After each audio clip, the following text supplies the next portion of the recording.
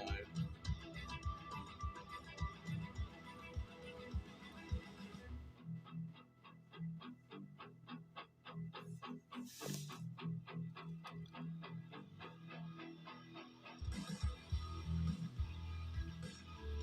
Is it not showing up? Hold on.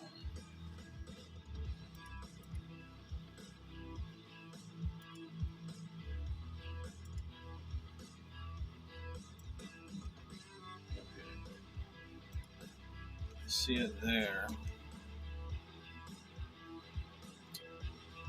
There we go. What's up, Pacific Northwest Outdoors? Hold on, I'm still trying to get my shit set up so that I can see. Good to go. How's the music level? Let me know if it's too loud.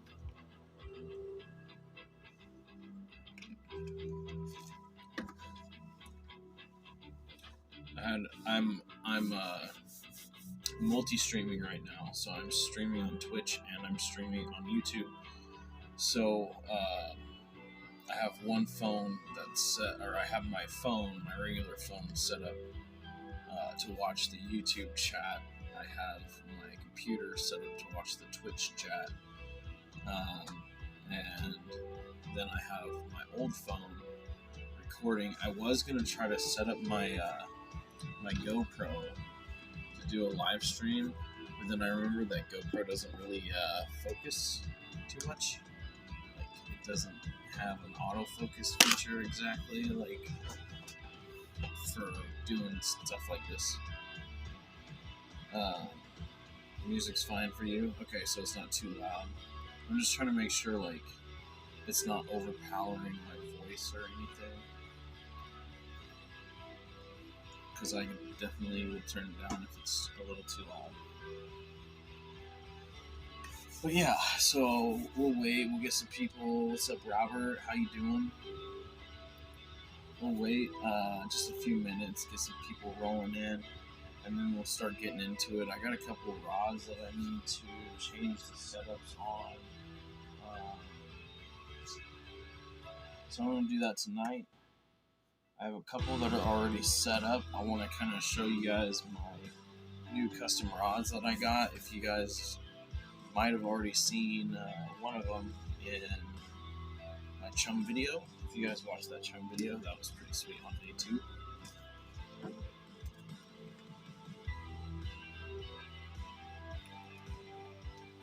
How is the stream coming through too? Is it choppy? Is it smooth? Because I am doing this one in a higher resolution tonight. Usually I do my streams in 720p. I put it on 1080p tonight to see how it will do. So I'll just need feedback from you guys. If it starts getting choppy and I'm not able to get enough bitrate, I might have to switch it back to 720. Just smooth for you? Okay, cool.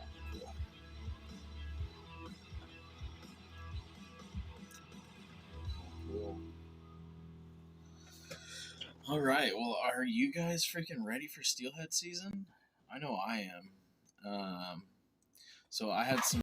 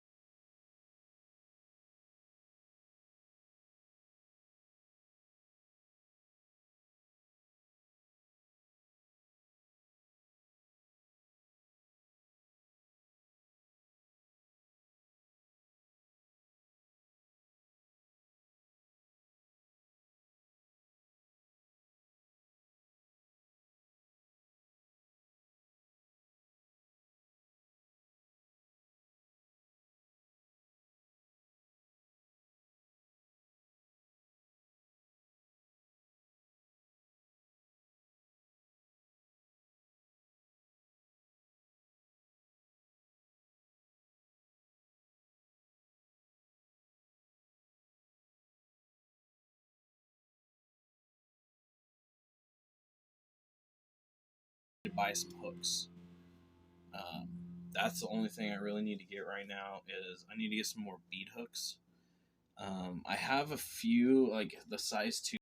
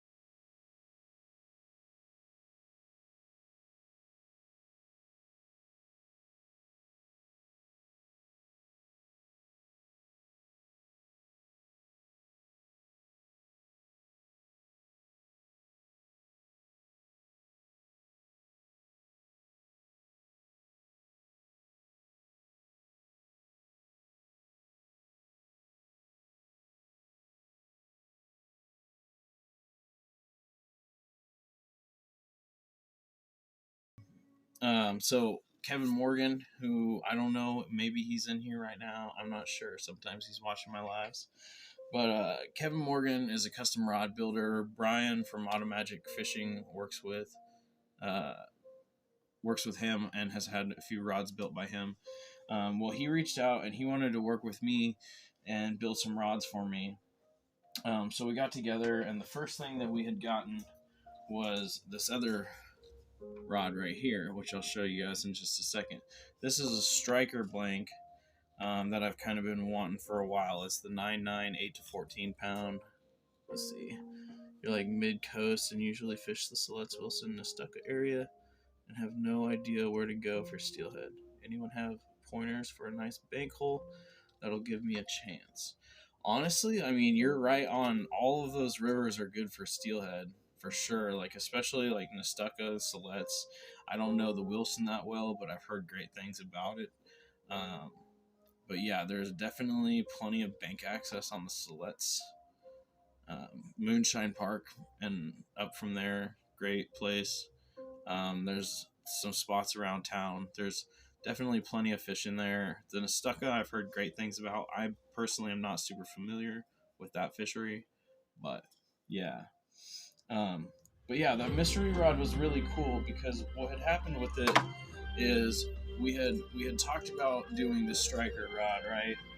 And so we had started to get into works with that, and he's been building rods. Kevin's been building rods for over 30 years, and so over that time, he's like accumulated some different things and bought out some stuff from some different builders. And one of the things that he ended up getting was this blank, and he didn't know exactly what kind of blank it was. Like, we know kind of approximately what it is. It had two tips that fit the butt section, and so he let me check out both tips. One was a little bit lighter and then one was a little bit heavier, which was this tip, and I really liked it. It's kind of lighter. It's not a really heavy blank. It seemed to have some good sensitivity in it. And so he asked if I wanted to have it to build, and yeah, we took that rod, and it did great. We were catching chum salmon on that, and like I said in that last video, if you guys watch that, Wilson has a ton of bank access. Just drive around and look for pullouts, tons of fish. Shillett's early, then Nestucca, and Wilson after. Definitely go off of Joe's advice. Joe is a fishy dude. You've seen him in a few of my videos lately, for sure. He definitely knows what he's talking about. Hey man, did I ever get your money to you? What money? Probably not. I don't know. It's all good. Either way.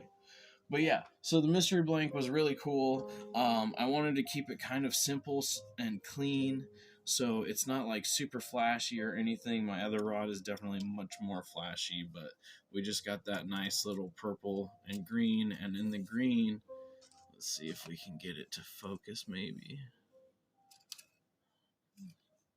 There we go. So in that green, you can kind of see there's a saw blade pattern. So it's a saw blade pattern and then purple bands.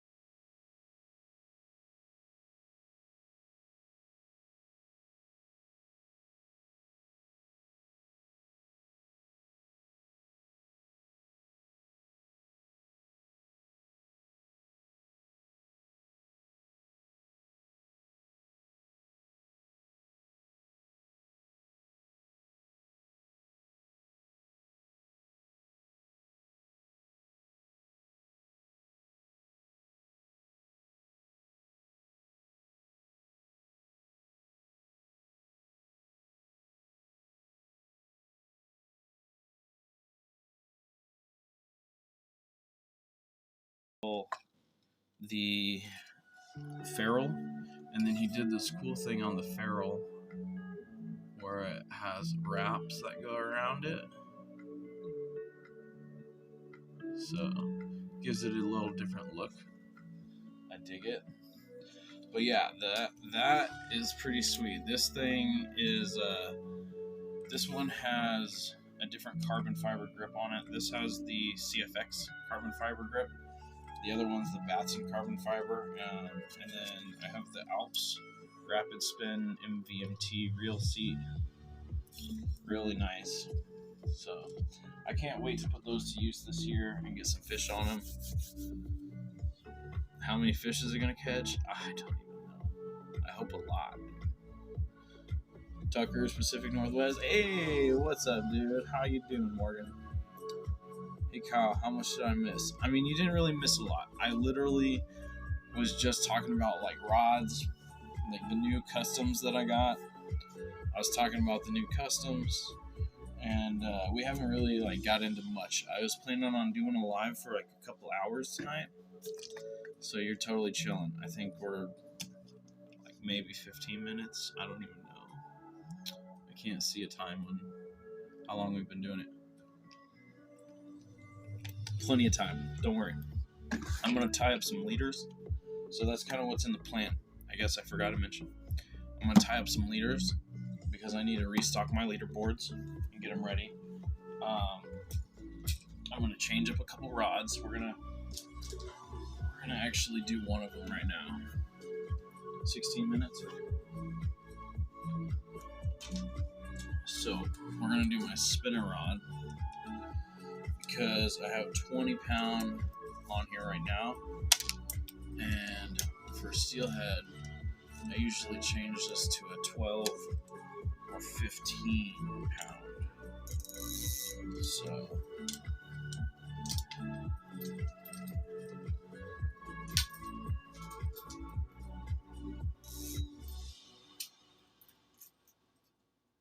curious, what do you guys use for your spinners for Steelhead as far as line goes? Do you use 10 pound, 12 pound, 15?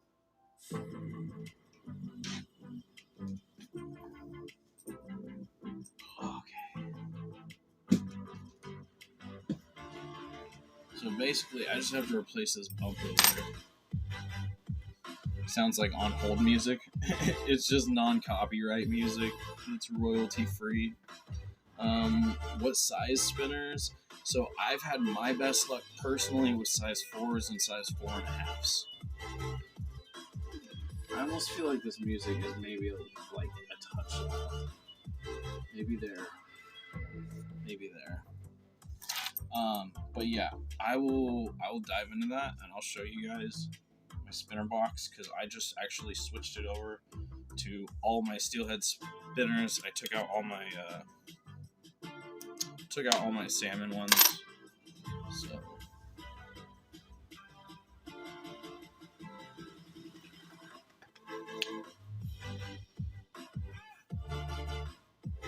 ten in low water, 15 in higher water. Yeah.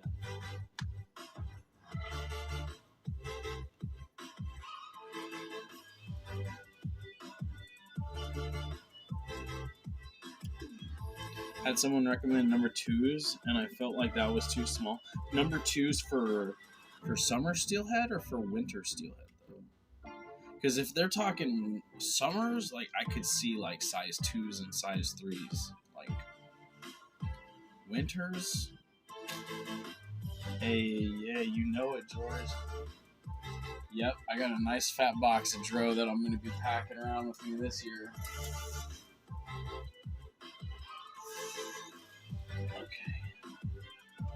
So,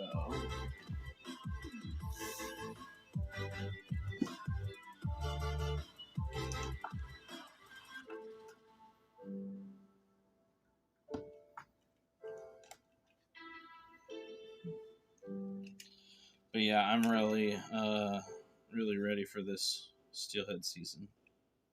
That's for sure.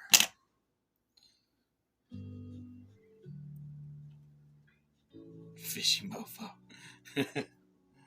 Yeah, I got a nice fat box of those.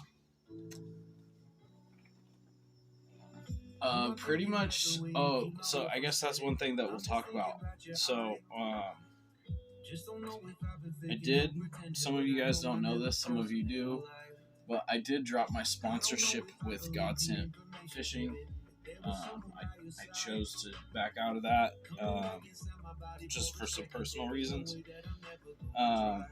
So I'm not really going to be fishing Godsent stuff this year, but I'm going to be fishing a lot of lured beads and a lot of Dro, Dylan Rush Outfitter stuff. So, these 3 Steelhead fish soon. What? Oh, us 3 Steelhead fish soon. Oh, okay. I was like, what? Okay.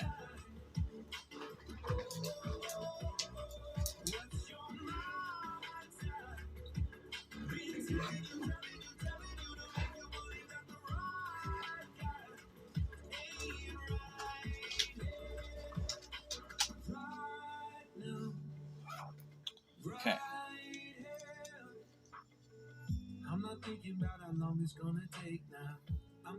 Boo lured? Why boo lured?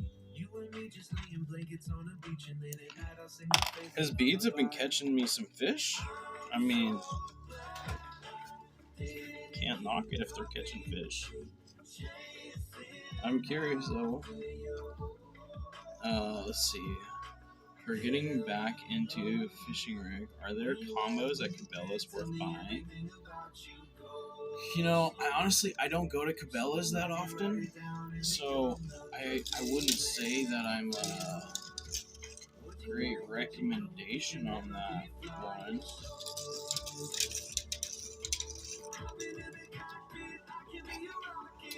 I'm not sure, to be honest. I know they probably have something for it. I just don't know what, and I don't know how well the quality is. So my recommendation, my honest recommendation, if you were looking to get a setup, a reasonable setup, and you didn't want to spend a lot of money, I would get a Fenwick Eagle rod. They make a Steelhead series and the Fenwick Eagle series. The Fenwick Eagles are not very expensive rods, and they're actually pretty damn good for what they want. You can then pair that with something like a cheap, like Kuma Saimar or something like that, where it's only like a $40 reel, and those things actually do really well. So, I mean, I think the Eagles are like $69.99 now, but like you can find them on at Sportsman's on sale for $60.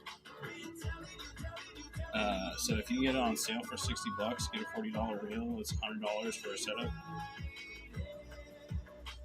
Okay, so let's see. Oh, I missed some stuff.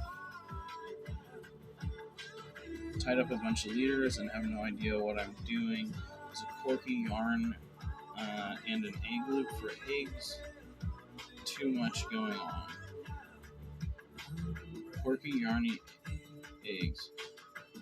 So I mean, if you're gonna have an egg loop, generally, so are you gonna?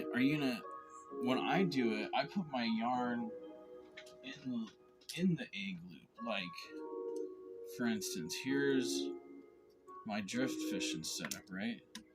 So I got a little 10mm bead on there, and then I have some yarn that there's the hook has an egg loop knot, and I just put that yarn in the egg loop knot. So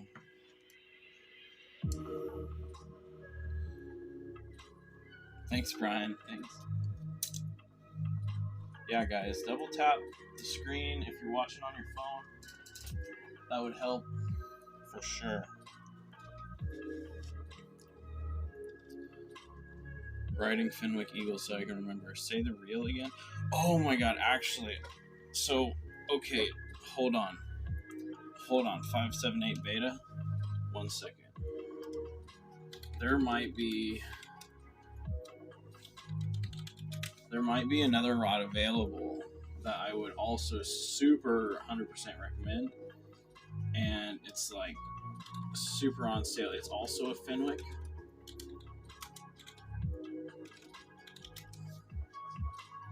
Let's see if they still have it. No.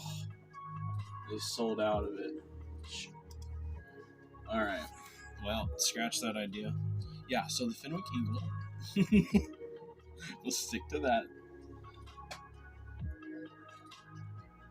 Oh, I mean, you could add eggs, but Wesley, like, I personally don't fish eggs that much for Steelhead. I know Brian does from Automagic Fishing.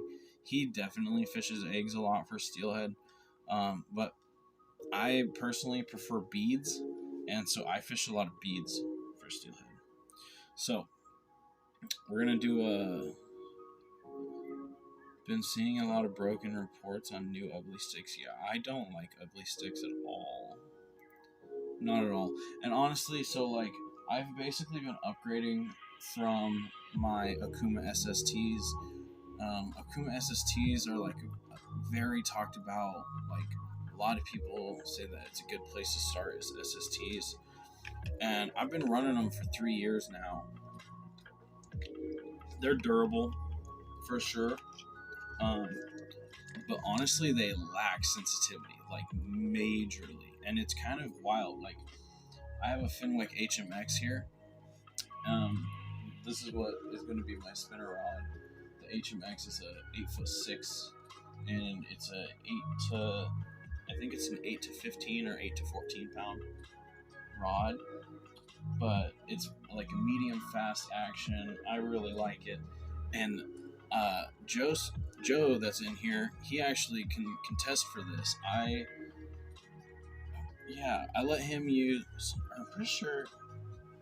Yeah, I let Joe use my SST and throw a spinner, and then I had him grab my HMX and throw a spinner, same size spinner on both rods, just to like feel the sensitivity difference. And like the Fenwick is totally better, like 100%. So the Fenwick Eagle would be a good recommendation. Righteous River Fishing, actually, that just popped in here, he uses a Fenwick Eagle. He just caught one in a video the other day, actually. A small one even. I think it was like, what, a 6'6", Fenwick he was using, and he caught a coho. So that was pretty cool.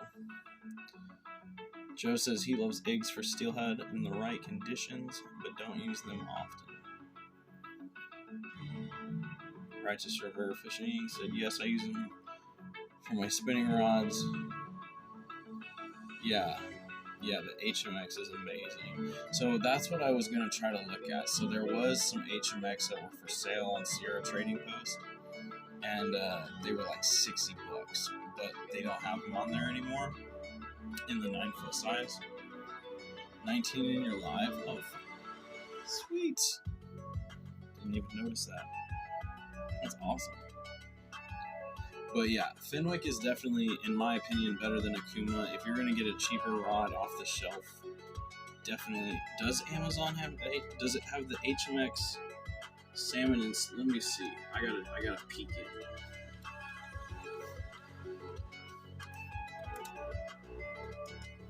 Let's take a look.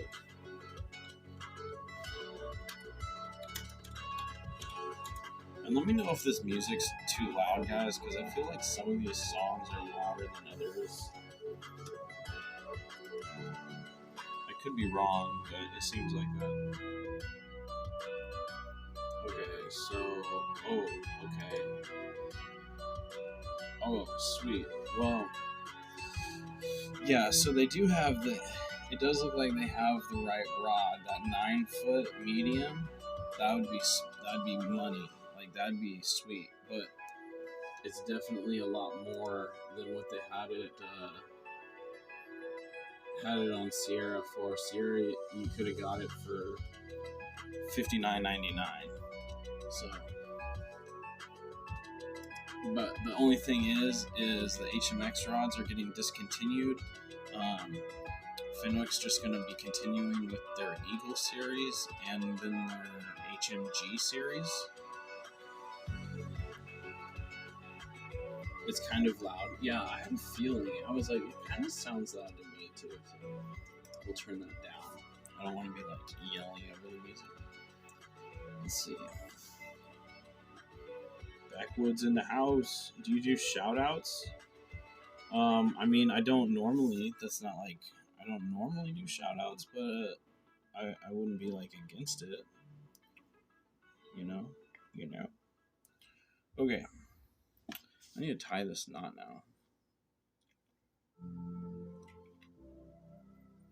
Let's see.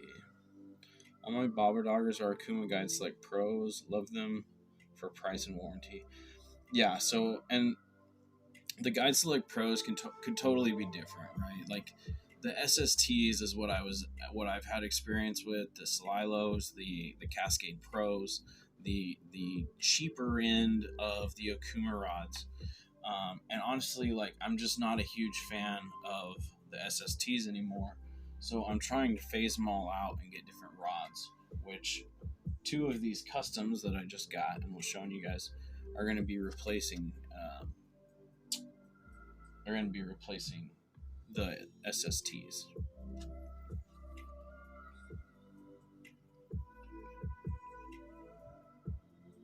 The HMX is a fair price too. You're gonna try one. Yeah, I really like the HMX, man. I think they have really good sensitivity. I have 3 HMXs. I have a medium light. I have a medium, and I also have a ultralight HMX, and I love all of them. They're great. Broke and ruined several. Oh, you stay. I didn't see the first one. What's up, Pete? How you doing, buddy? The eagle was where? The eagle is just the Fenwick eagle. You can get the Fenwick eagle like all over the place. There's a lot of places should carry the Fenwick eagle. Stay away from the Guide Select Pro because 4 or more got stuck together and I could not get them apart. Broken, ruined several. HMX is $100 though. Yeah, it is. It is. Yeah, the HMX is $100. So that's why I was saying like the eagle would be totally fine. Do you use a medium for your casting rod? I don't. So I only have one casting rod, which I only recently started using, and it's a 10 to 20 pound. It's supposed to be for salmon, but I just got it from a buddy, my friend Justin Lewis, that he actually moved away this last year. He hit me up and was like, "Yo, if you want this, like $25, it's yours." Like, I couldn't say no to a combo for $25. So of course I went and bought it.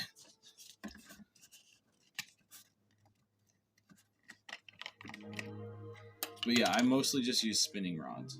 I'm huge on spinning rods. Alright. I gotta tie this knot up, guys. So I got my 15-pound fluorocarbon, and I got my 30-pound leader. My 30-pound braid. I use Suffix 13-1, and we're tying an Alberto knot. So let me restart this.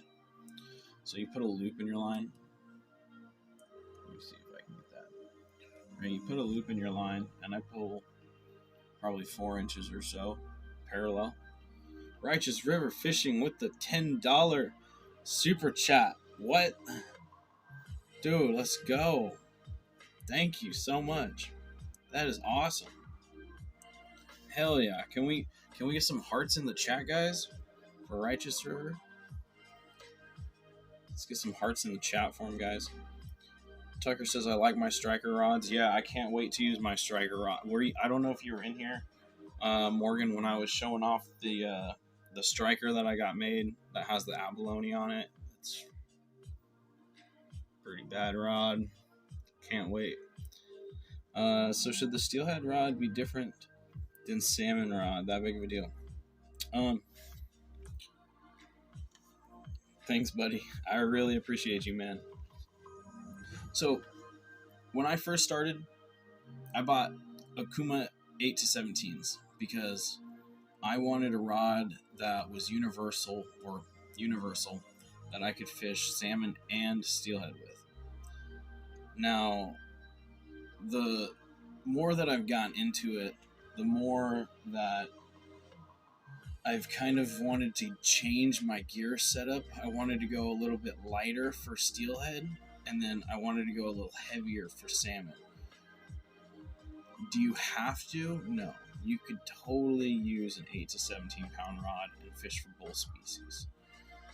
However, having like a 10 to 20 or something like a 12 to 25 pound rod for salmon is definitely going to be a better bet. It's going to have a bit more backbone to handle those fish. The steelhead, I think it's a little bit better to have a softer rod almost. And so I feel like if it's too heavy, you could almost be popping hooks. You caught a 17-inch brown trout? Hell yeah. That's awesome, backwoods. But yeah, so I've kind of like geared down my steelhead gear. So, I mean, the mystery rod, we don't know a pound rating on it, but the striker is an 8 to 14. My spinning rod is an 8 to 14, I think, as well, or 8 to 15. My drifting setup is like a 4 to 10 pound Fenwick HMX. And then I also have a new striker, or not a striker. I have a Talon over here that I'll also show you guys. That Talon is going to be new for this season as well, and it's a 10 to 15 pound. So they're all kind of in that lighter, a little bit lighter region. Are there any spinners that you would recommend for Chinook? I always will recommend R&B Lure Co. for spinners. If you're looking for steelhead and salmon spinners, definitely check out his stuff, rmblureco.com. He's been making spinners for a long time. Rob is a great guy. He made me my first custom spinner, and it's been great. I've gotten a fair bit of fish on it already, so it's been a productive color for me. So anyways, back to this knot. I get so distracted. I'm sorry, I have ADHD. So, back to this knot.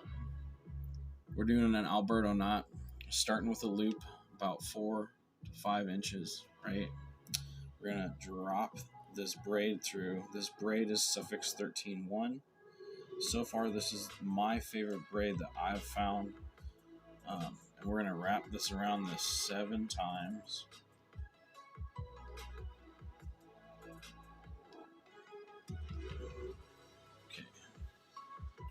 Then you have to kind of cross intersect, so have that laid down, right? So now you have to go back up and crossing your previous wraps.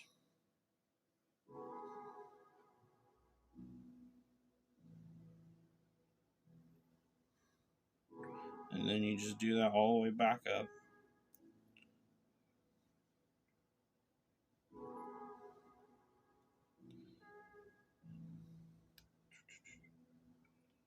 Okay. Then you run it through the same way. So then when you come back, you have these overlapping wraps. And then you wet it. Pull it all together. Oh, I messed that one up. Great. Good job. Horrible demonstration. No, I'll fix it.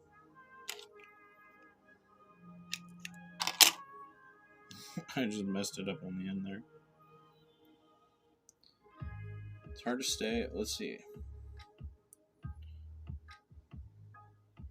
Alright, you have to go. Have a good night. Backwoods. You're a bit rich for my wallet. Wanted to stay around. 80 for combo. Oh, okay. I mean, there's probably some combos that you could find in that range.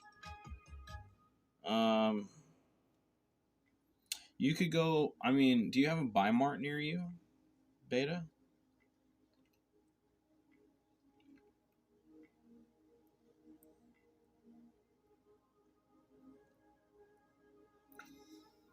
Okay, so Weimar has the Cascade Pro series, which they go on sale often, and you can get them for like $40 to $50 range. And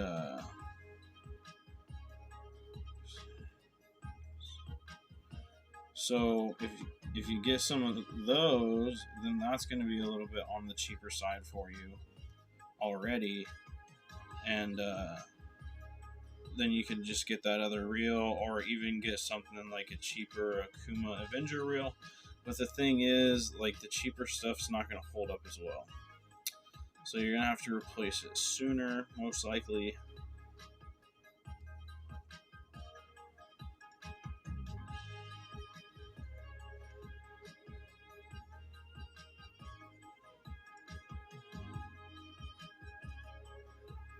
Okay.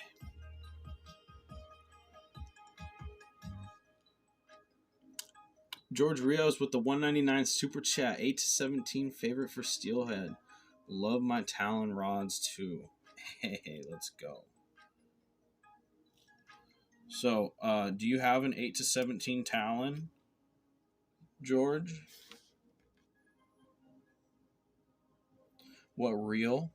I personally have been switching all my reels to 3000 series reels for Steelhead. So, okay, there's my knot. I finished it.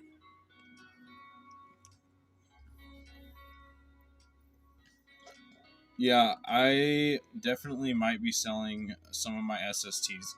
Actually, that is a very good point, Brian. I might be selling some SSTs here in the near future.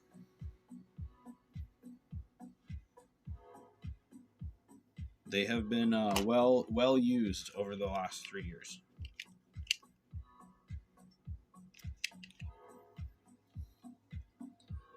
Let's see. That cheaper might be okay because who knows how much I'll use it. Morgan says he loves Daiwa reels. Do you have any recommendations, Morgan, on a cheaper Daiwa reel, not like a Fuego or a more expensive one, but any cheaper Daiwa reels? You've been tying a uni to uni knot for years. Yeah, the double uni is not a bad knot. It's really not. But I think it has a little bit of an issue going through guides. It's definitely not as smooth as an Alberto knot. I mean, when you finish that up, it's pretty dang smooth. So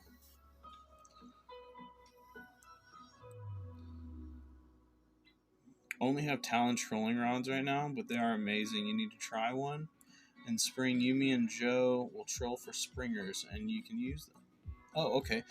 Are you using the 1040s that they were advertising a lot, or are you using a different one?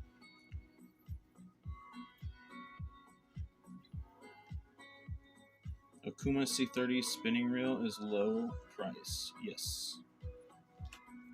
Exactly.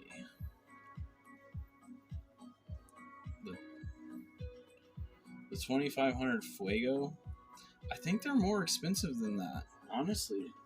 Let me double check. I think the Fuegos are more, though. Let's see.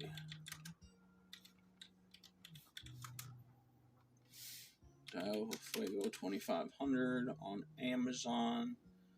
The LT Fuego is listed at 102 to 105. I see a Regal, Daiwa Regal, that's around $70.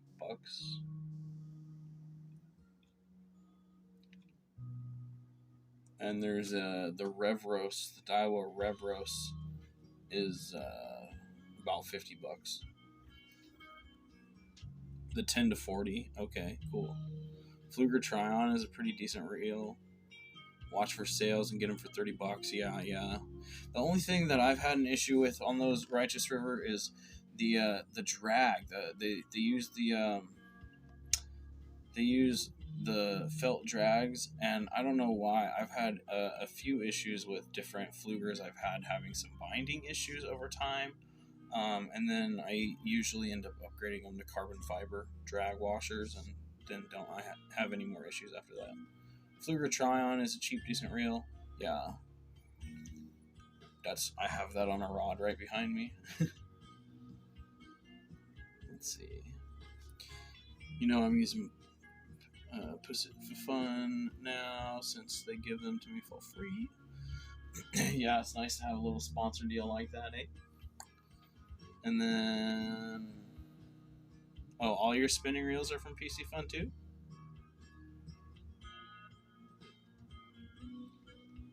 I haven't used any of their gear yet. I've looked at the Carbon X's, the Carbon X2s, but I haven't used any of their gear yet.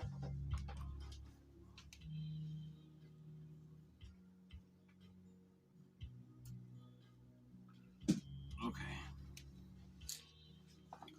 Alright, I had to reel up some line so I can tie a spinner onto this thing. So, let's bust out that.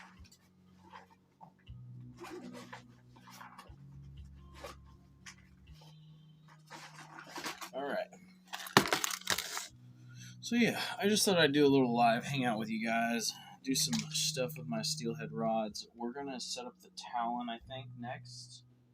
Or yeah, we're gonna set up the Talon with the fixed float setup. Reef Robber, what's up, my dude? Their gear is cheap. Wait, let's see. I missed some stuff. Got a Sea Knight for the big setup. Best ones for the prize. Super light and smooth drags.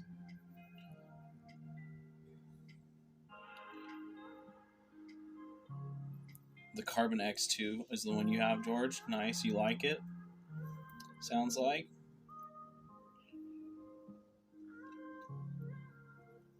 Just sitting here resting. How you doing, buddy? I was a little bit worried about you after that that accident you had.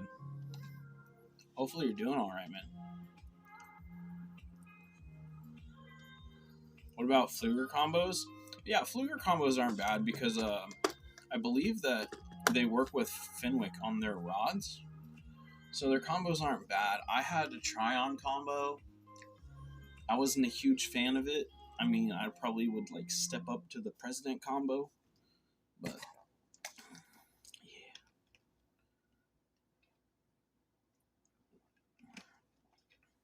Couldn't even tell you what spinning reels I use. Whatever is fairly cheap. Yep, you still put in work on them.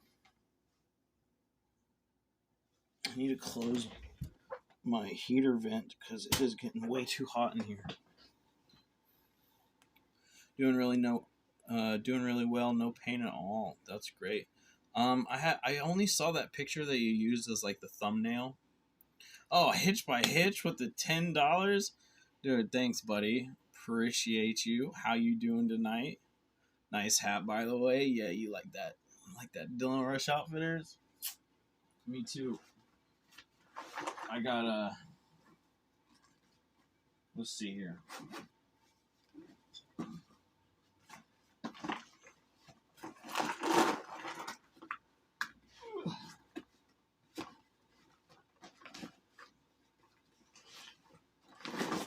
Yeah, now that I don't have a sponsor this year, I'm packing this bad boy around with me.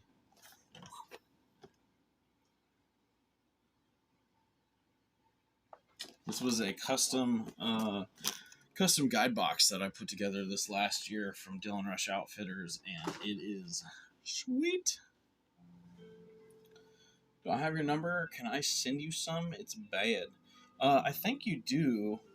I'm watching my live on my phone, but let me see. Oh, there's Robbie. What's up, Robbie? What's up, chat? Is this the one? No, not the medium light. The medium light Northwest Blessed is that's like a 4 to 10 pound rod. That's what I use for my drift fishing setup. The normal 9-foot medium, not medium light HMX, is the better one that you'd be looking for. Let's see. Maybe I can put this here so I don't have to look so far off. All right.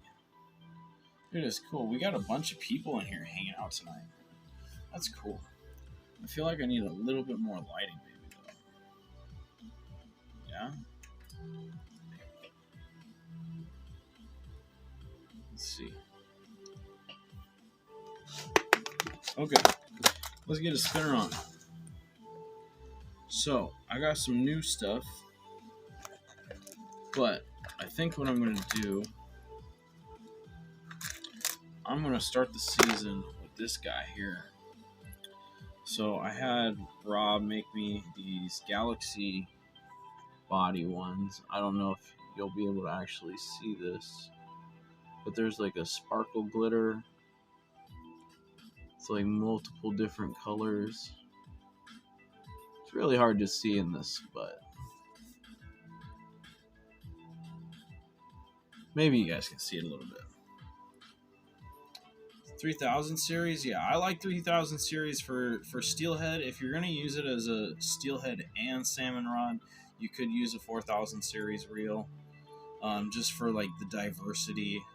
If it's just going to be for Steelhead, 3000 series, I think, are a little bit preferable for me.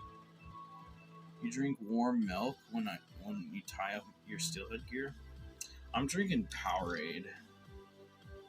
That's my drink of choice today.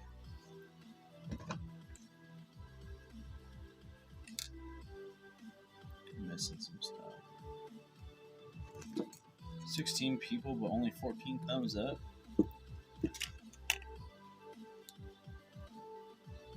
We got all the Pacific Northwest guys in here. Yeah.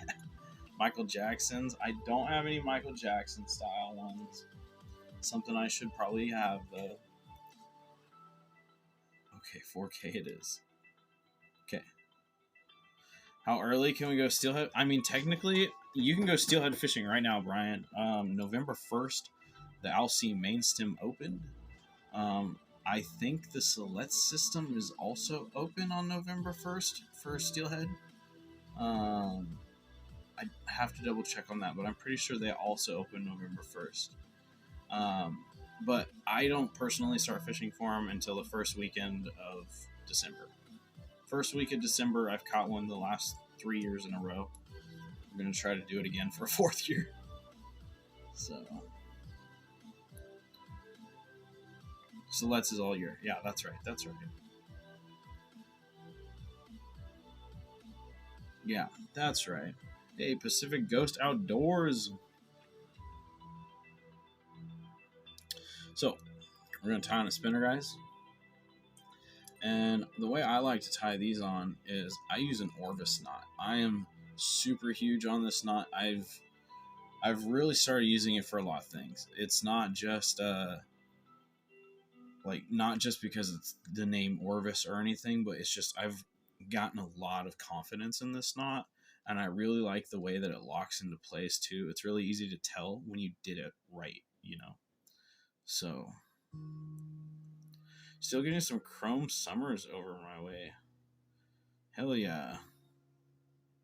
That's awesome. You never heard of the Orvis knot? Oh, well, you will learn it today, buddy. It's super easy. It's super easy. Plain old fisherman's knot never let me down. That's fair. You might need to call me. Oh, yeah. Oh, I'll definitely need you to call me when in Earl, for sure. For sure. I know you will. Okay, so I call this a behind knot. Right? You're going behind like 4 times. So what you're doing, you have your standing line, and it's going to be kind of backwards, or maybe let's see. Maybe I can go from this angle. No, that's not going to work out. Okay, so you're going to take your tag line. You're going to go behind your main line, so it creates this first little front loop, right? You have that front loop there. Then you're going to go back behind that loop, pushing that through, and then I pinch it. Creates this loop back here, right? So now you have a front loop, a back loop. This back loop, you go back behind it and make one wrap. I pinch it, and then I go back around again. And so you have that, right? So you pull this up, wet it. Now watch here. So you see how that tag in is? Watch this. You see how that tag end turned around? You can see it locked into place. That's how you know that this knot is secured and done right. It changes the tag in position to downward angle. The other thing that's really cool about that is because your tag is at a downward angle, it grabs a lot less stuff when it's coming through the water. If you have a tag in that's sticking out the front, your tag's going to be grabbing onto debris and weeds and whatever else, right?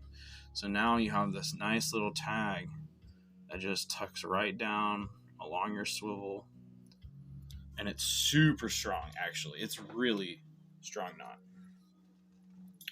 Let's see, I gotta catch up on some chat. Now that you're in Alabama, it's all catfish and bass. I meal steelhead a lot.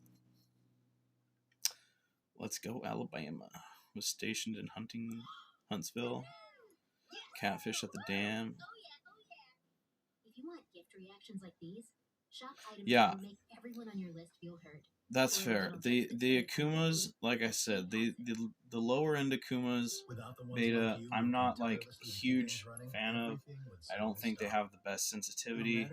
That's why, like, if you're looking for a cheaper rod, really look into that Fenwick Eagle. For that price range, that Fenwick Eagle is actually a pretty solid rod. So, been trying to harvest your first whitetail deer? Nice. So Pacific Ghost, guys, I believe that's Justin, right? Isn't that Justin? That I got this rod behind me from.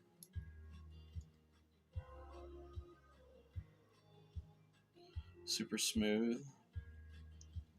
What about Shimano Scimitar? Oh yeah, those are actually really good rods. Those would be a good cheaper rod. I would definitely recommend one of those as well. Probably over an Akuma. Yeah.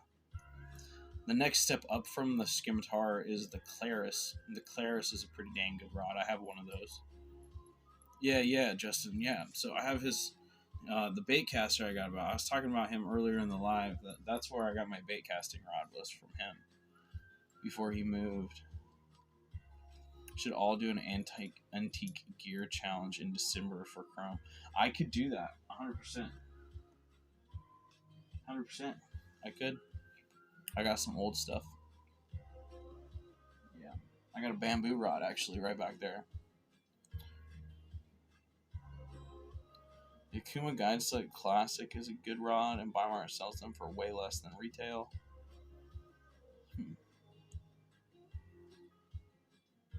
Let's go. I have an old Glenwick. Did you mean Fenwick? Fenwick rod?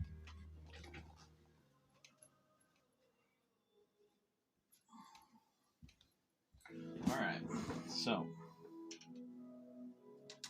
this rod is set up and ready to go. Just a black and silver spinner for the season. Got my 15-pound 4-foot bumper. Okay. So we're going to set up this Talon next. This one's just going to be a fixed float setup. This is my Talon.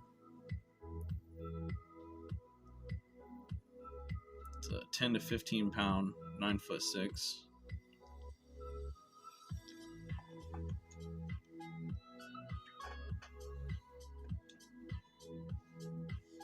Outdoors with Vance, what is up? You have a steel telescopic rod? That's awesome. Glenwick, okay. Like John Wick.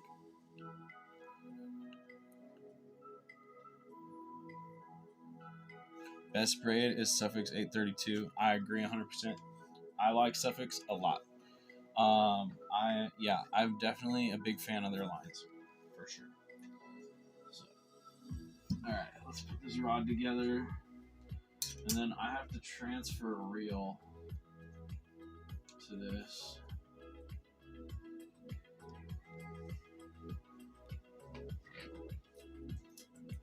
So this was my salmon setup that I was using. This is a 9.6 Akuma SST, and I got a 40 series Akuma Pixar on here with Suffix 832 braid. So we're just going to cut all this stuff off.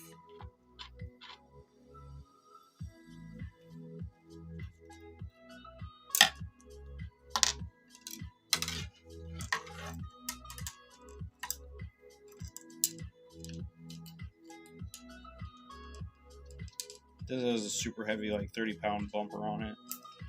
So we're definitely not going to be using that.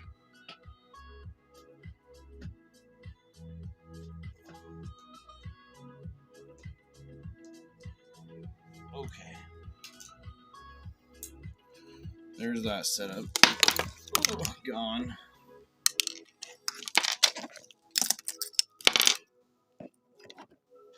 Okay.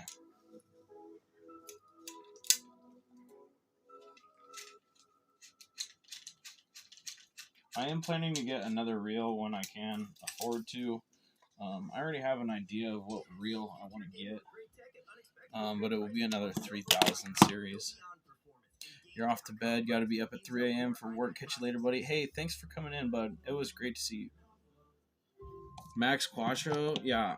I mean, for Power Pro braid, I'm not a huge fan of Power Pro braid, but Max Quattro is probably the best Power Pro braid I ever used. Honestly. Visit wellsfargo.com/activecash. Terms apply. So, yeah, I would definitely say, what bobber is it? This one? This guy right here?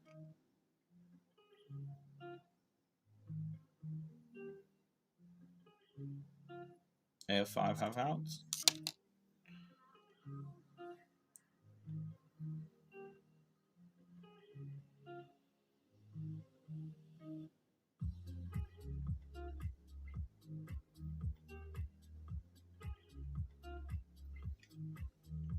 You like J braid? Just which one? I noticed there's like multiple kinds of J braid.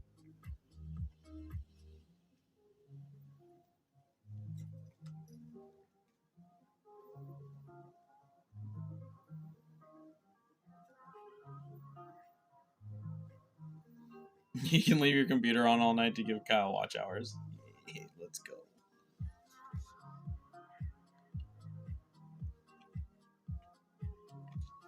But yeah, just a AF5. It's not green. It's like chartreuse tip. They're just they're good for the Hawken Arrow floats. I have black ones of the. One sec, where are they?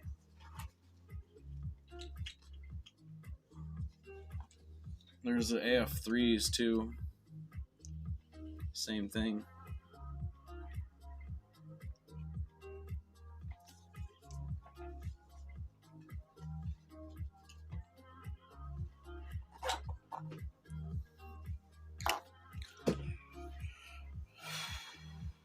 You just asked for blue J braid. Oh, okay.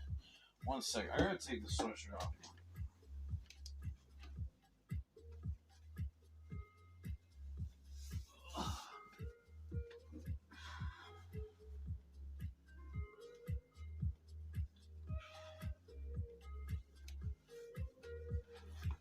Okay. Sorry, I had to take that off. It is hot in here. I live on the upper story of the house, and it gets a little warm up here sometimes. Rare floats. They can be, for sure.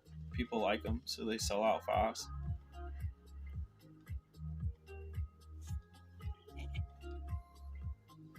But yeah, I should have some more floats coming from them soon, actually. I had a couple arrow floats that weirdly had some stuff in, like, it had like epoxy in the tube, so like you couldn't put line through the bobber. So I've never had that issue with their stuff before, and I messaged them about it, and they're like, "Yeah, we'll send you a replacement." So.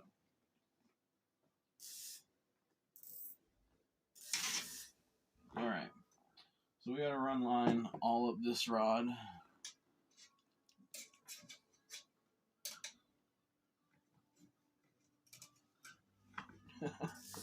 This rod has such a soft tip.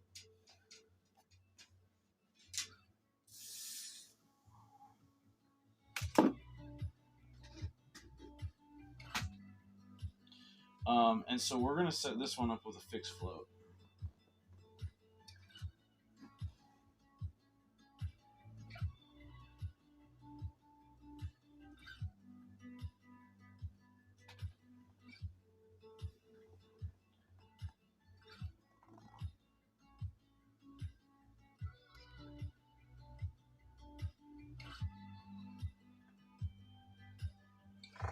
Okay.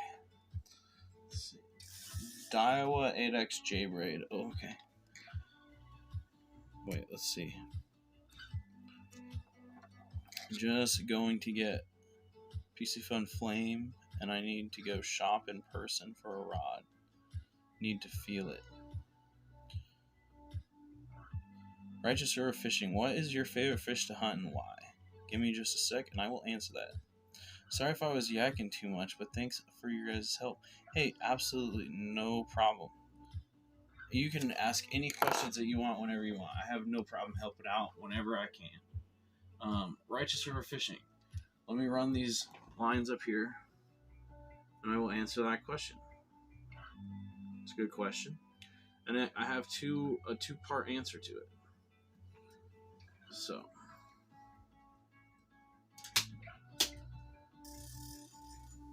okay.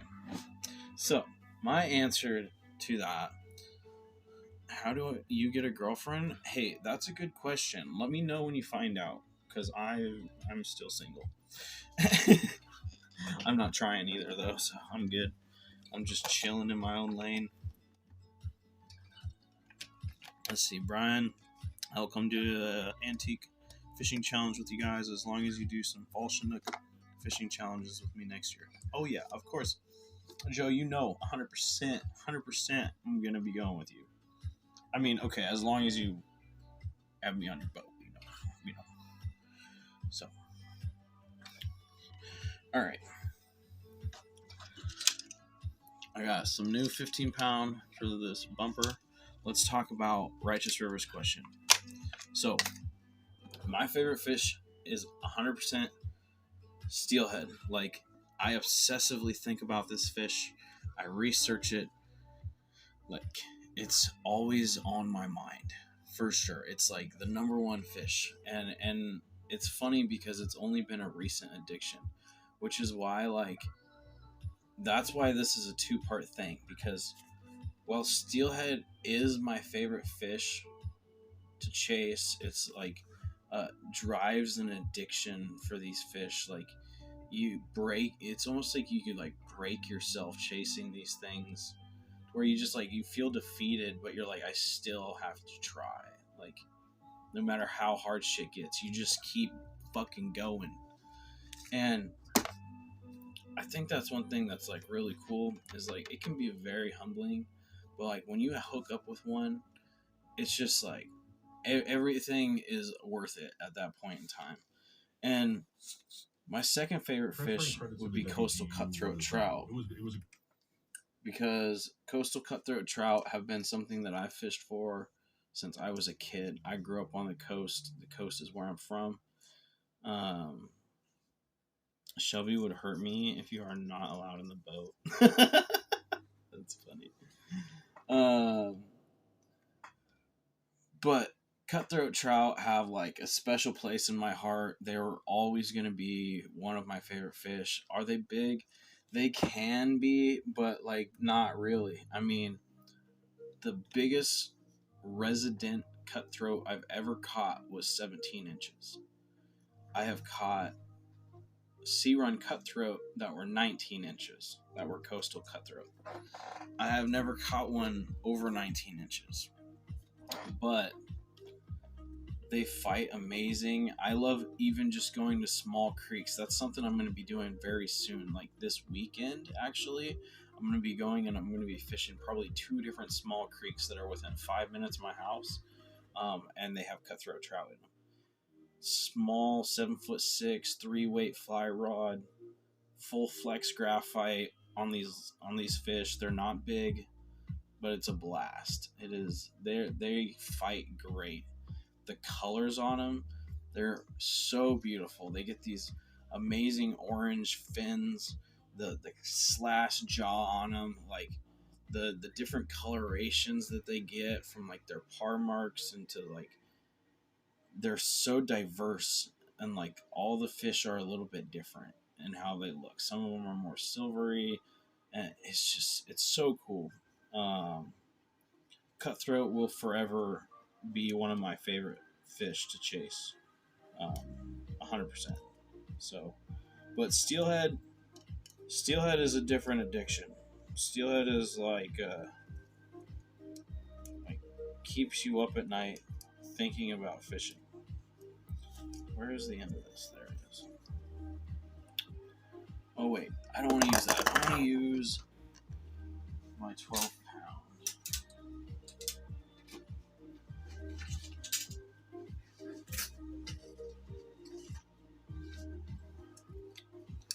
Like literally, just like you got a reel for that rod? What rod?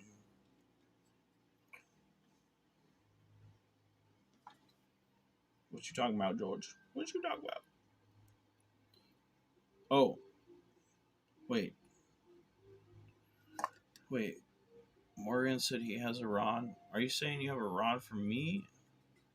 You have a rod for Beta. I think I missed it.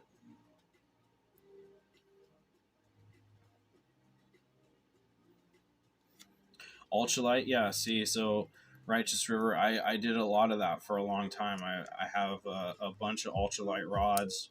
I love ultralight fishing. It's a blast. 4-pound line, 4-pound line, and little 5'6" ultralights. Tons of fun.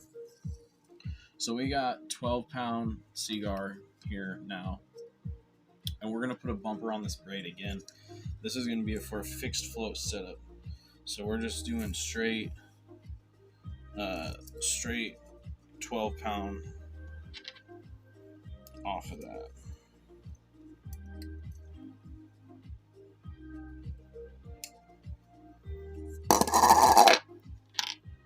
Pink rods catch all the fish. It's true, they do. I got proof in my last video. Oh, sweet.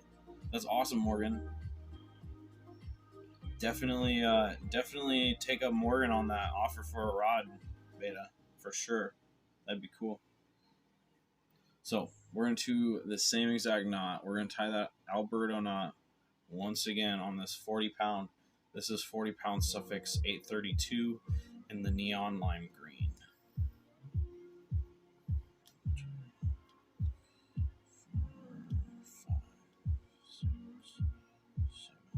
Oh, Righteous River Fishing.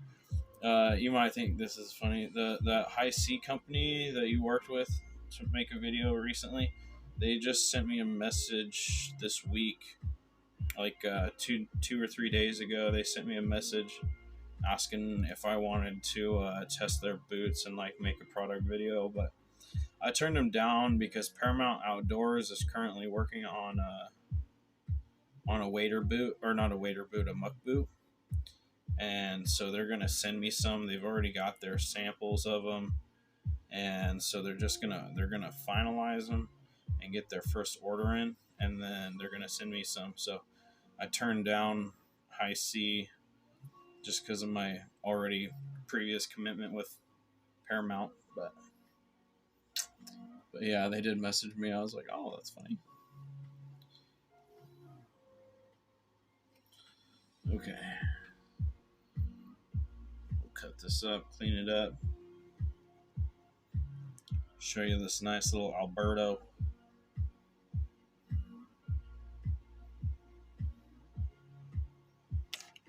But yeah, I don't know. I'm pretty happy with Paramount Outdoors. They've been really, really good to me. So I'm going to keep repping them, keep supporting them as long as I can. They were the first larger company to actually take me seriously. I only had 600 subscribers when they picked me up, and now I'm at 1,500. So, I mean, they had faith in me when I was just growing and I was still like nothing.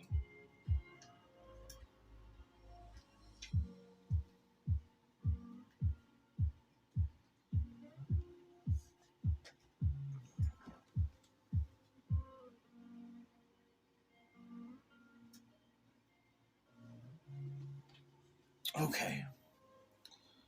Do they give you the gear for free? Yeah, they sure do. They sure do. See, I got some boxes of Paramount stuff right there.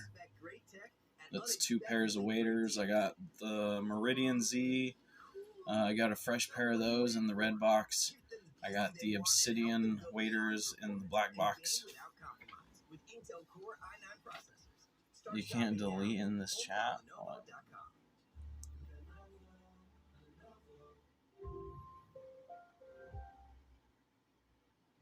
I missed some.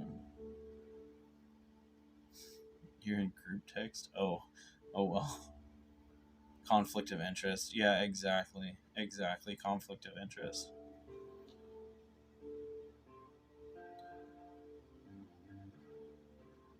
Let's see. Gonna buy an ultralight HMX for trout. Definitely check out Sierra Trading Post, Northwest Blessed. Check out Sierra Trading Post for those Fenwick HMXs. They have a few of them on there. I think they have a couple lights and a couple ultralights. $59.99 through Sierra right now until they're sold out. Best deal that you'll ever find on a Fenwick HMX. 100%. What reel were you recommending for your HMX medium? I'm using a 30 series on mine. I'm using a Kuma Pixar XT on mine right now.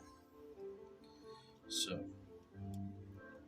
we are going to set up this Talon rod with a fixed float. The Talon rod has a really soft tip, but it has a good backbone. I did catch some carp on it to test like how the hook setting ability was going to be on that rod, and it did good. I had no complaints, so we'll see how it does with Steelhead.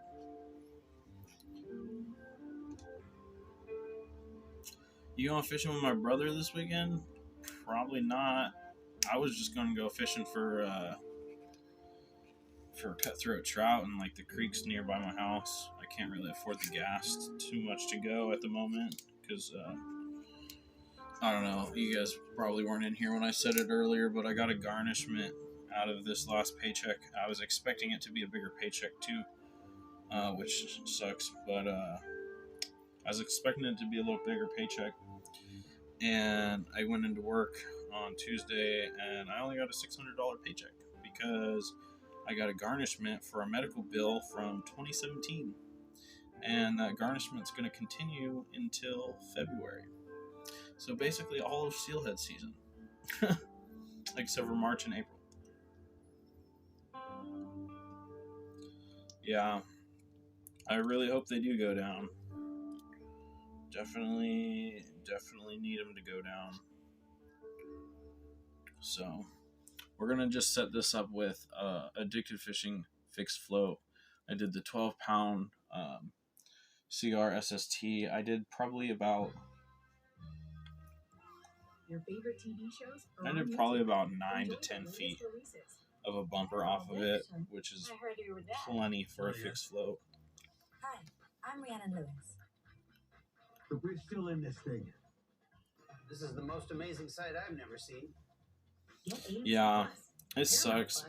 Max and more. Get you on the river for some steelhead one way or another. Oh yeah, for sure. I mean, like, I honestly, like, I talked to my mom, because like I make some payments to her for some stuff right now, and I told her, like, she's like, if you were getting a loan through like a normal loan agency, they would let you like skip a payment if you had to. And I was like, well, I might have to during steelhead season just so I can go to the river and fish. So she said that if I needed to skip a payment during steelhead season, that's fine to get me enough money to go fishing. But also, I get my first check from YouTube right before the season starts. So I can use all of the funds from that to go towards some hooks and go towards gas to get me to the river. So I guess I have that going for me. I'll definitely use that to the best of my ability to go fishing for steelhead. So Kuma Salilo, 8 foot 6, 8 to 17. Hey, my buddy Paul was just catching plenty of fish on one of those. We were chum fishing in my last video. The rod that he was catching all the chum on was a Kuma Salilo, 8 to 17, 8 foot 6. So you can always watch Righteous River Fishing if you're not fishing. Oh, trust me, I watch all his videos. All right, I need to get a jig head or a jig. Actually, I need a jig. I already have a worm set up on another rod. So we'll put a jig on this one.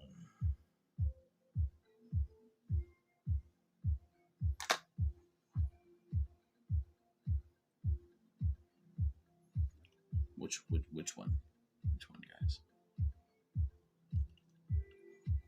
Orange or pink? Orange or pink?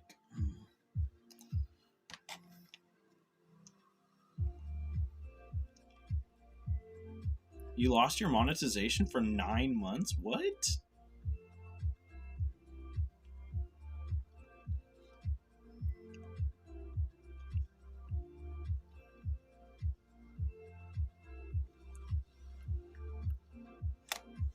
Orange.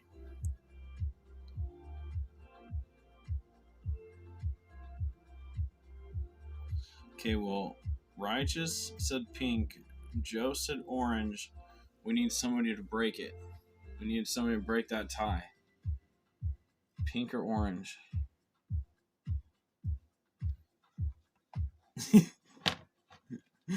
Joe knows. Yeah, he probably does. Alright, so we'll do one of these. People with the Wells Fargo Active Cash credit card prefer to pay because they earn unlimited. I fished these a little bit last year. That's why this one has some dirty yarn and stuff. But they're fishy looking jigs. I really want to catch one on them.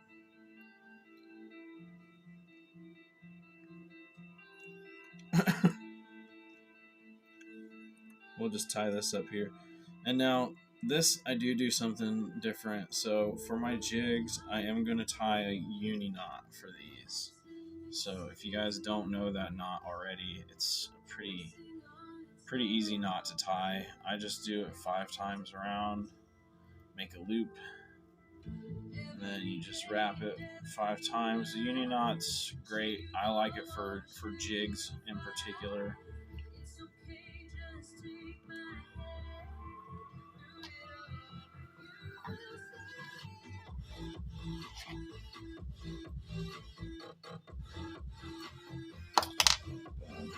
Perfect. There we go. Got our little egg cluster to start things off. So that's going to be the Talon rod.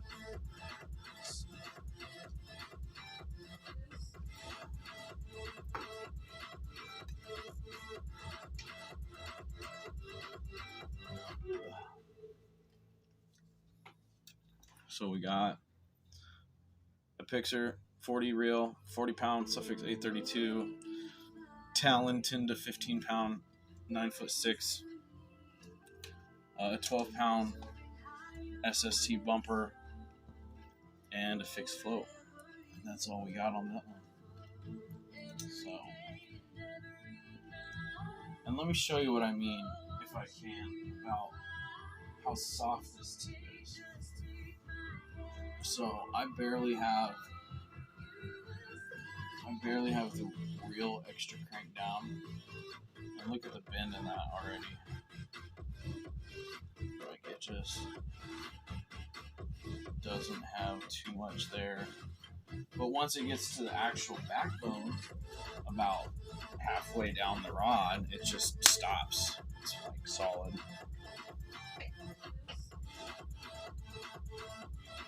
Mama came home, so busy with her. Run a dropper and use both. So I will sometimes do like a bead dropper off of the back of that jig.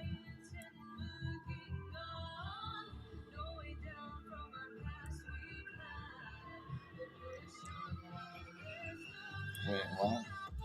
But what one do you put on the top? What do you mean? You put the jig on the top and bead on the bottom?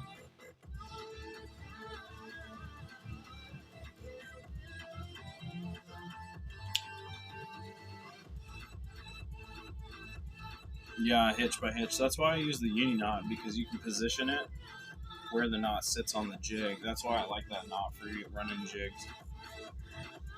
If you run 2 jigs, I've never tried to run 2 jigs. I would assume that if you run 2 jigs and they're 2 different weights, you would probably run the heavier jig on the bottom.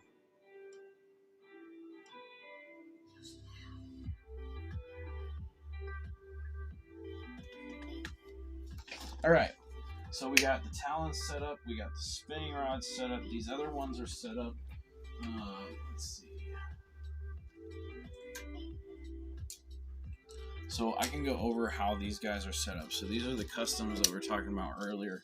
So this is my bead rod. So of course I have a bead leader on here already. And how I set this up, I have 2 nylon stops here at the top. I like to do alternating colors like this. This is just like a personal thing. If I have the option to, I'll use 2 different colors, right? So I have a pink and I got a green. I just like that contrast to be able to see it.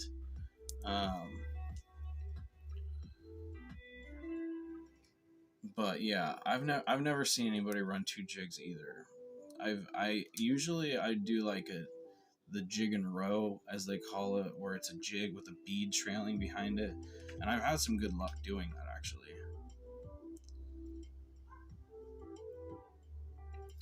Yeah, so I have the 2 nylon stops. The bumper line on my float rod is 15-pound ultra green, and then that's run into a glow bead. So glow bead on top, glow corky, and then we got my high vis AF5. It's a 1/2 ounce float, and then I have a little red bead below that, and below that I have another bobber stop. This one is one of those like rubber kind of bobber stops, and it just keeps that there. Then I have a 3-way swivel, size 7, and I'm running these tungsten weights. So this is a 1/2 ounce. Let's see if it will focus. These are 1/2 ounce weights, and they're pretty small. Nice cylindrical. These are freaking sweet. Tungsten gets down super good, like way better sensitivity than lead. Yeah, so you run 2 beads with eggs on the top one, super effective. Oh yeah, I've seen a lot of people do that too. Yeah, the bait with the bead, yeah, for sure.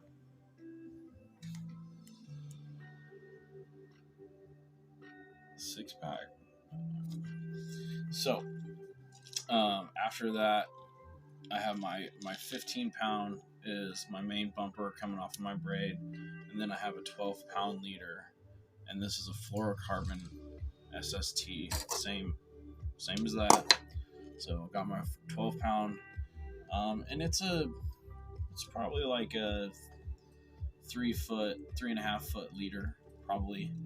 And then I have that coming down to, right now, it's a 14 millimeter Kelly Sunrise bead from Dillon Rush Outfitters.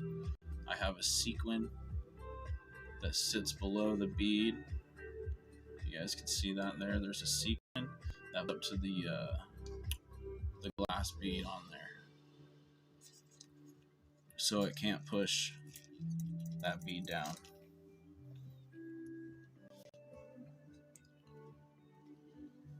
So, and then I have that run into a size 2 Addicted Advantage bead hook tied in with a egg loop knot. And then that's it. That's it for this setup. So that's just for fishing beads. Then I have this one over here. This is that mystery rod that we talked about, the other custom. And this one just has a same kind of setup. We got the there's 2 stops at the top, and then same kind of setup here, except this is the orange AF5, but otherwise everything for the float's exactly the same.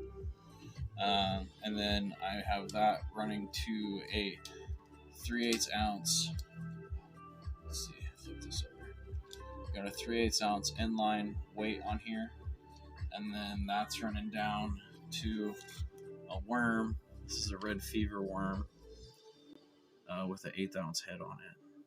So that's how that one's set up and rocking. We got the same 15-pound bumper, 12-pound fluorocarbon down Your to favorite the movies worm. and TV shows are on So YouTube. same kind of setup on there. Enjoy the latest releases. I'm giving your outfit 2 thumbs up. This whole thing is just something I threw on. We're doing a fit. Kyle's gonna teach me how to land a fish on bobber and bead this year. Yeah, buddy. Paramount Plus, MGM Plus, Max, and more. Yeah, we'll get Find them. your favorite movies and TV And on then YouTube. this is my drift fishing setup. So the drift fishing setup is a little bit light right now, but this is how I basically run it. So the bumper line on this, I believe, is a 12-pound bumper.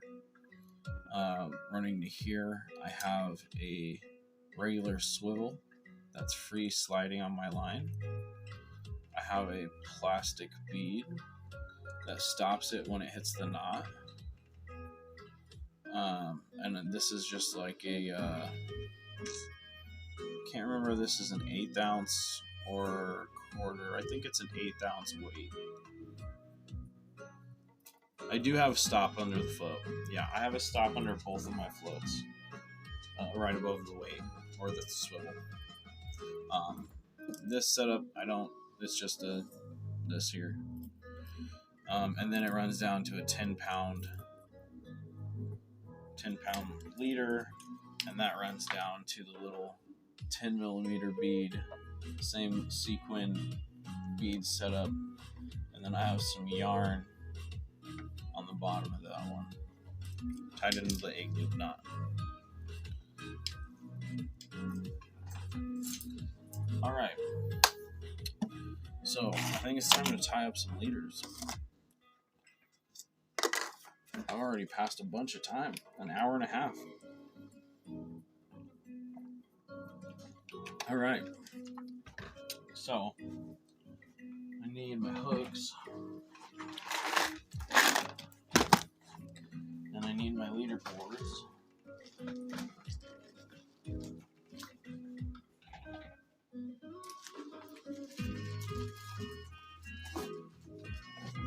Okay.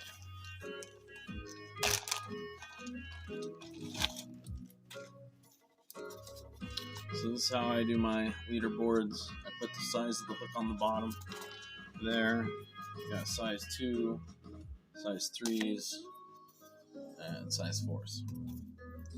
So basically, I just need to work on filling these up. I don't know that I'm going to do it all tonight, but I'm at least going to get started. So I think I want to start with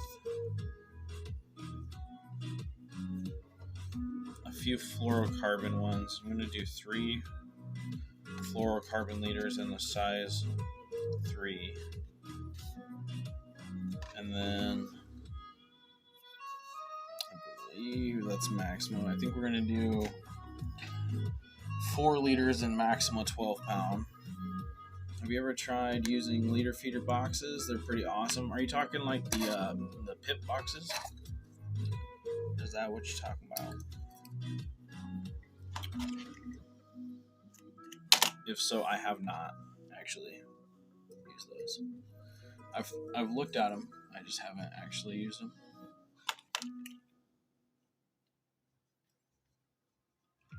Your favorite movies and TV shows are on YouTube.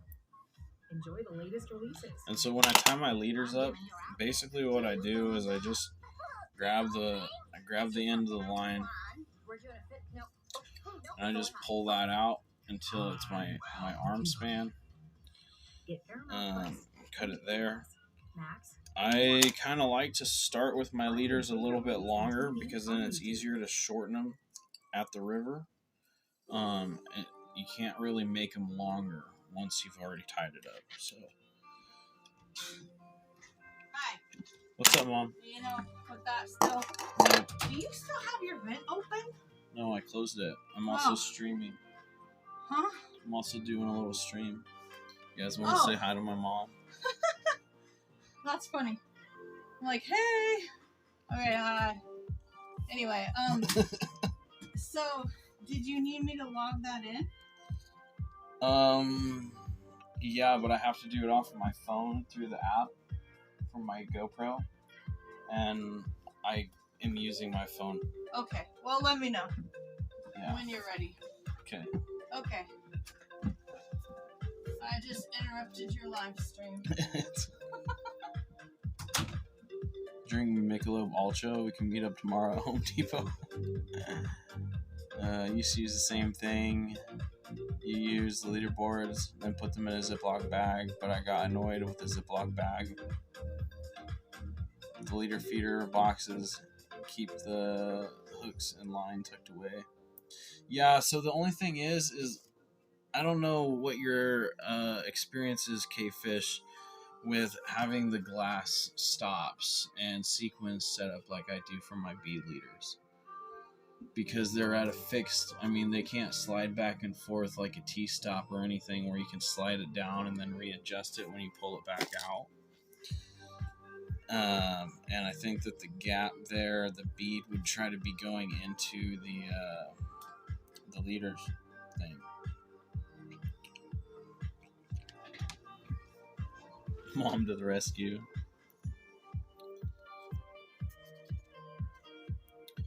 Okay.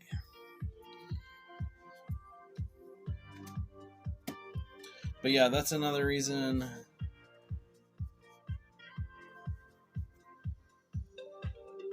But yeah, that's another reason is like I like when I can get them like pretty consistent and I can tell like where the height of them is. Like this one's obviously was messed up a little bit, so it's a little bit shorter than the others, but like overall they're pretty consistent as far as being around the same point. So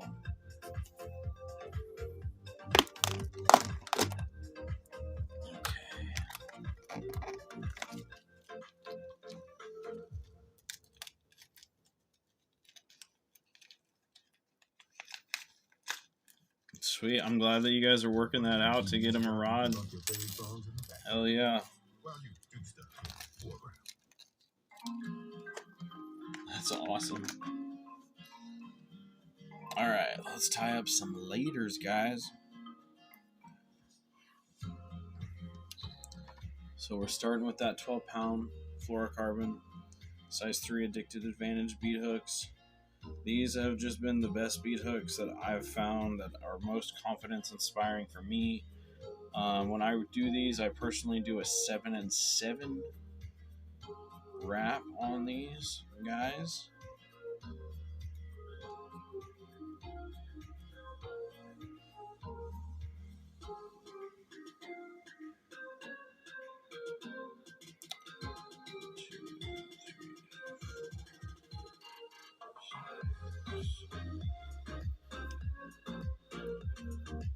What's up, bro?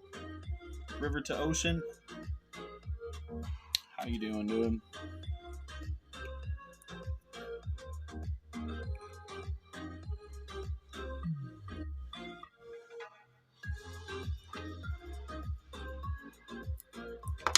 Okay. So we're gonna tie up these 3 leaders real quick, and then I'll show you the rest of the process of how I set these leaders up.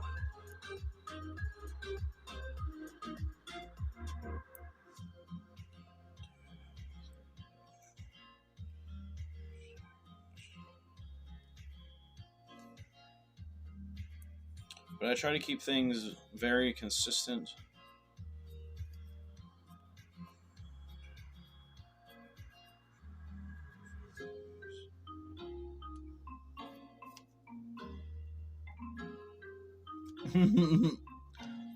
I gotta work tomorrow. I don't know what you're talking about. I can't go fishing. Oh no. Oh no, I messed that up. I fucked up. No. I wasn't paying attention. I messed up my knot. Well, I have to restart that one. That's dumb.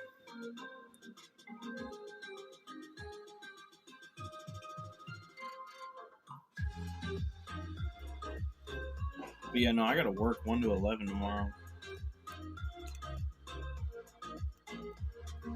Yeah. I wish I was fishing.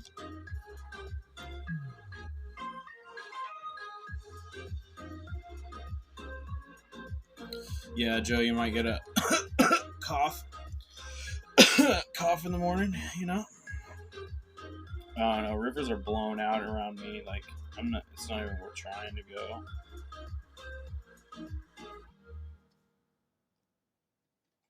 You're on YouTube watching chill lo-fi hip hop. But did you know that there's a YouTube music app where you can listen to playlists based on whatever mood you're in? Did not see that coming. Get YouTube Music Premium.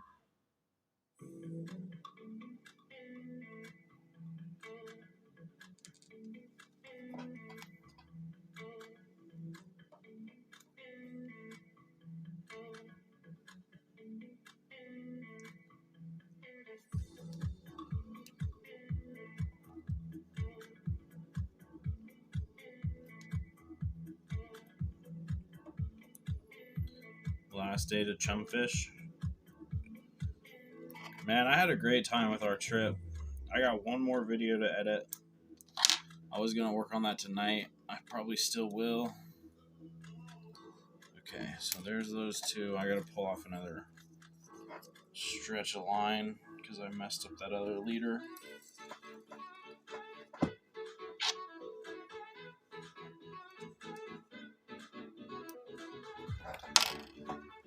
Has the LC slowed down? I haven't been fishing it that much, but from like what some people are saying, yeah, but we also just got a big flush of rain. We got a big flush of rain, so I mean, it's probably going to push a little more fish through. Whether or not that's good or not, it's questionable, because a lot of those fish might just boogie and try to get up to like a deadline, you know, get up to their spawning grounds. That salmon Paul hooked was amazing, yeah. Rivers are definitely blown out. I looked earlier at the gauge and it was like just shy of 9 feet on the LC. I wouldn't even try. 9 feet's like hatchery road fishing, and that's not even open. So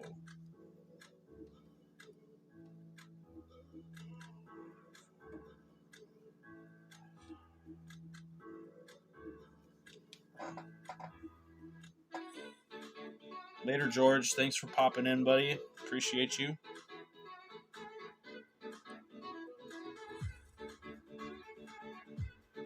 Okay. Gotta get her nice and lubed up because it's fluorocarbon.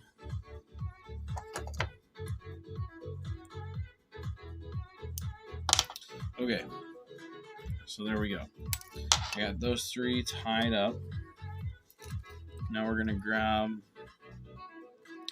some little chick seed beads. I got a whole bunch of these little things. So you can use glass ones or plastic ones, whatever. I personally have never really had issues with this.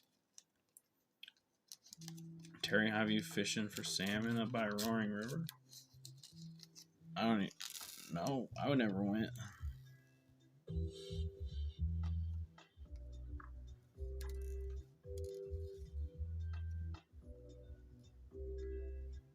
What color jigs do I like? I think it varies. I think Nightmare is like obviously like a pretty solid color, but I also like pinks and whites.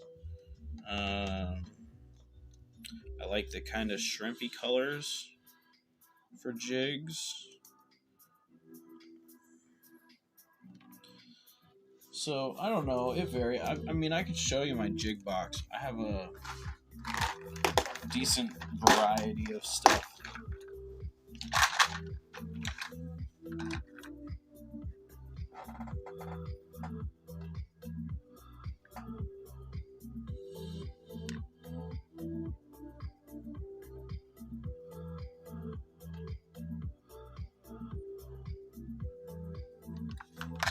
Yeah. Where do I get what bead? The check seed beads? So those you can get at a craft store. You can, I mean, that's probably the easiest place to find them is like just a craft store. I have so many of them because I bought a whole bunch of elevated tackle beads, and elevated tackle beads comes with a pack of these with every single thing of beads. So I have just like throughout buying their beads, I have collected a bunch. Like I don't even have all of them in here, but like there's a big old fat baggie of them. There's some more. Like I have all these bags that I've like combined other bags. So I have a lot.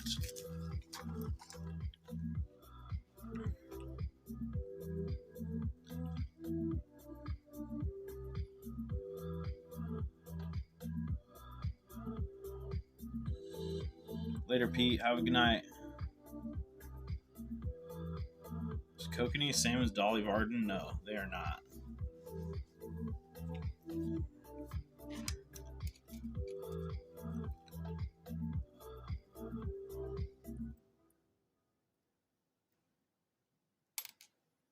Let's see.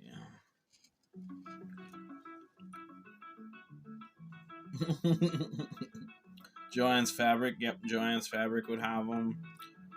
Michael's, any of those places. Just look for their check seed beads is what you're looking for. And they make plastic ones, and they make glass ones. These ones are glass ones. So there's two different ways I do this. So I'll show you both of them.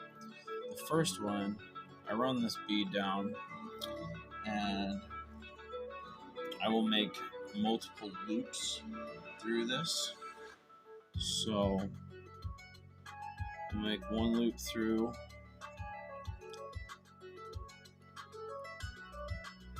right?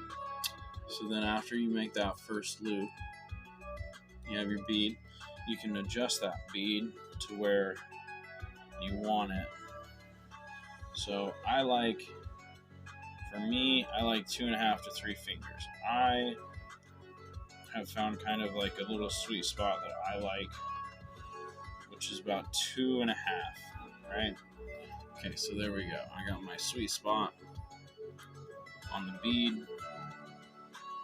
I'm going to pinch that, and I'm going to run that line back through again. And I'm going to do this 3 times. If you do it twice, it will not hold. Your seed bead will slip around. And so then we're going to do it a 3rd time.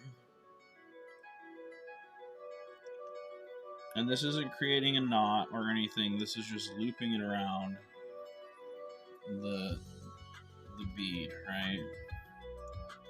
So none of these lines that are on there are crossed over one another. These two are side and side, but they're not over each other. So that will keep that pegged in place. It's not moving anywhere. So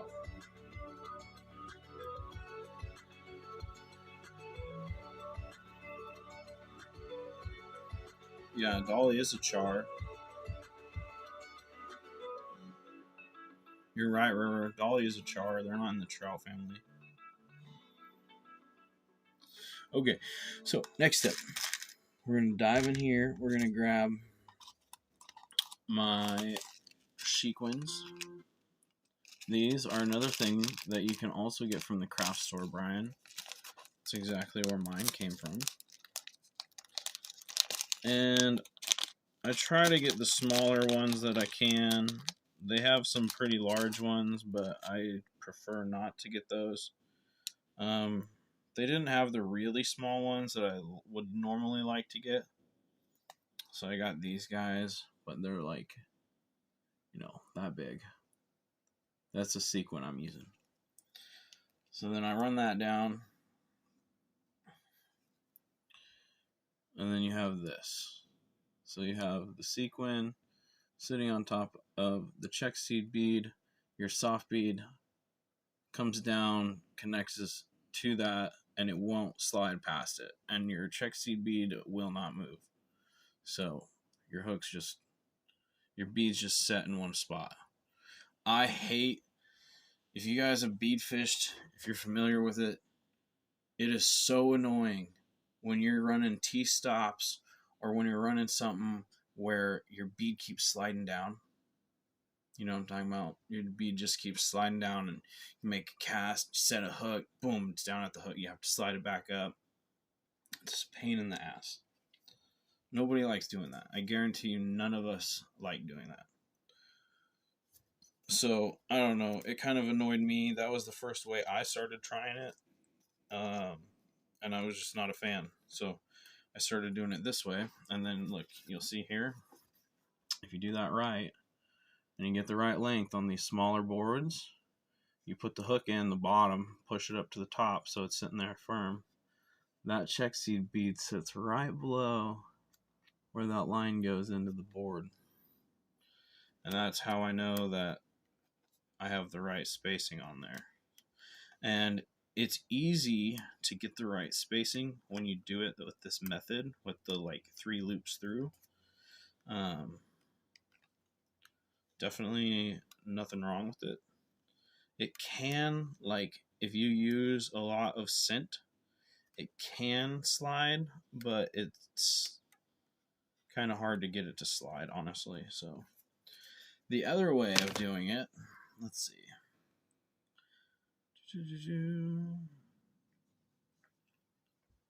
Luck Lake. That's awesome. The other problem with the bead sliding down is it closes off your hook gap so you don't hook as many fish or hook them well. Yes, exactly. Exactly. Good point. So, this is the other way that you can do it. So you're going to go in with the same bead. And this one, we're going to actually tie a knot. So you're going to do the same thing like you did before. You run that first time through. You make a loop, right? But I try to close it down relatively small. And then you have the bead kind of pinched in your fingers with that line. Then you're going to take this hook. You're going to run this hook around here. I'm going to do it about 5 times. Some people do it more, some people do it less. I know one guy that does like 7 times on it, but for this, we're going to take that hook and we're going to wrap it through 5 times. Okay. So then you have this, creates a little figure eight thing, and you can position this bead kind of in the middle here. And you can adjust this a little bit, kind of get it where you want it. Moisten your knot as always. And then you start to pull it slowly together. And you can adjust your bead here, trying to get it in the right position. And then pull that tight. So then you have a little bead knot there. You can see that.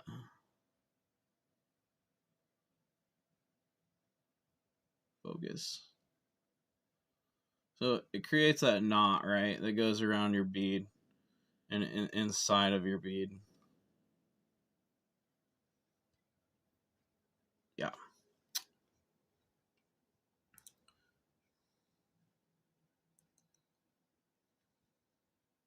That's why you lose so many.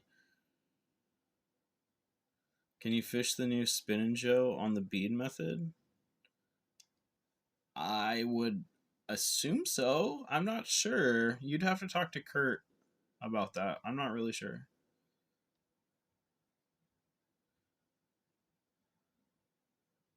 Yeah, good call. Good call on magic. Give me just a second.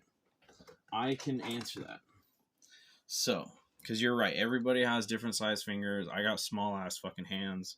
So, for me, let's see. I don't know if this one is right. I have to check the distance on this. Let's see. Did I nail it or did I get two?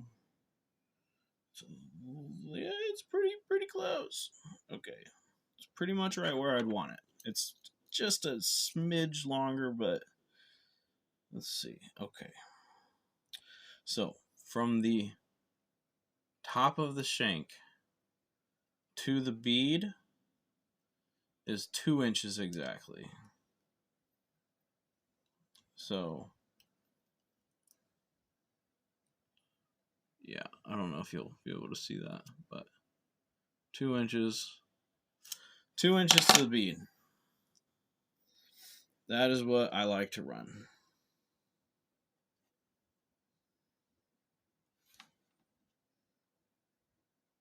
You're a 2 inch guy as well. Yeah, so I mean, you could extend that out if you want farther. This is how I've been doing it, and I've not had any problems. So, doesn't restrict it. Like I said, having it set up this way, it doesn't pull down, so you're fixed in your spot. And here's the other way that I kind of judge it. So, like if you're pulling on this, right? If you're a fish, this thing is hooking me right in the corner. See that? I'm holding it right here. So, yeah, that's kind of one way that I judge it too. Is like how it's connecting from that.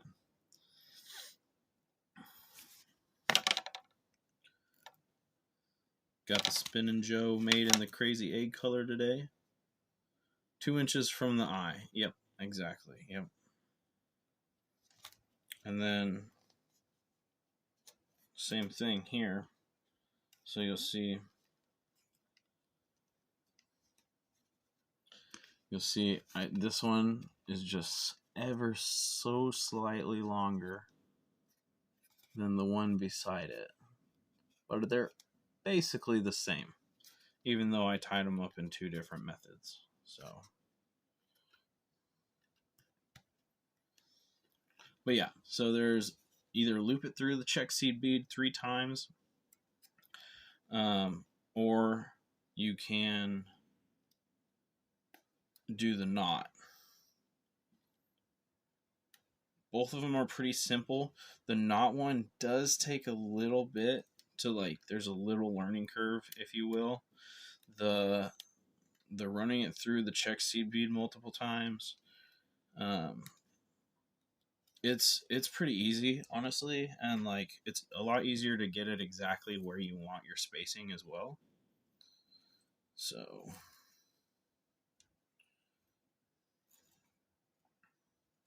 the knot one, you just honestly you have to practice it a few times, because when I first started doing it, I was all over the place. I didn't have anything consistent with tying that knot. And then after just doing it a bunch of times, I ended up figuring it out, and I feel like I got it fairly good now. But yeah, I noticed my music also stopped.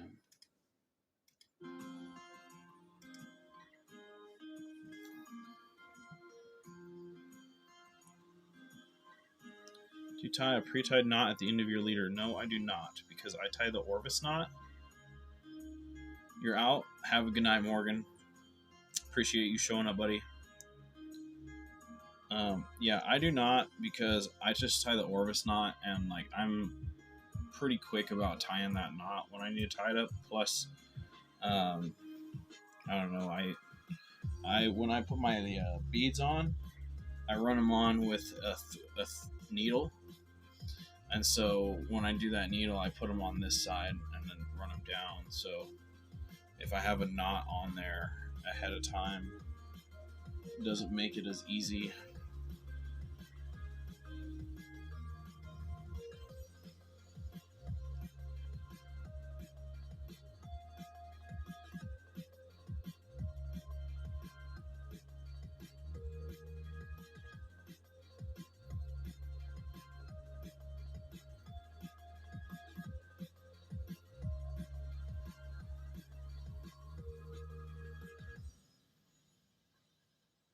Perfect.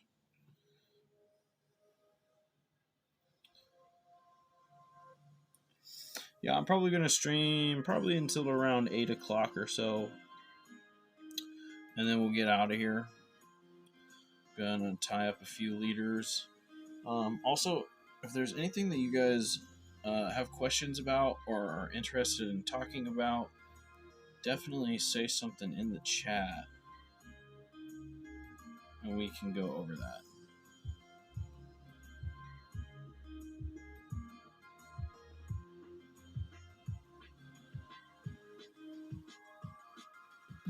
Yeah, there we go. So another thing, guys, another thing that I like with these addicted hooks, do you see how when that you tie the egg loop knot on these things sit like kind of cocked forward? The hook's like facing the line. I feel like that helps a lot, honestly. Like something about just the way that it grabs fish compared to if I was to tie up like a like an owner SSW or like a octopus hook. Those have a much more angled eyelet and they sit a lot more straight when you tie up an egg loop knot. And I don't know, there's something about that cocked in eye that like I just feel like it helps really punch that thing into the fish's mouth. Okay.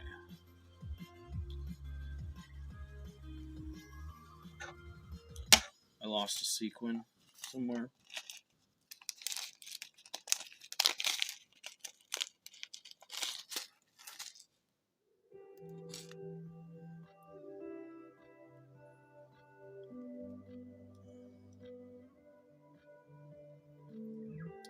Do you typically rent, or wait, you typically run, I'm assuming, a single bead or two beads inline?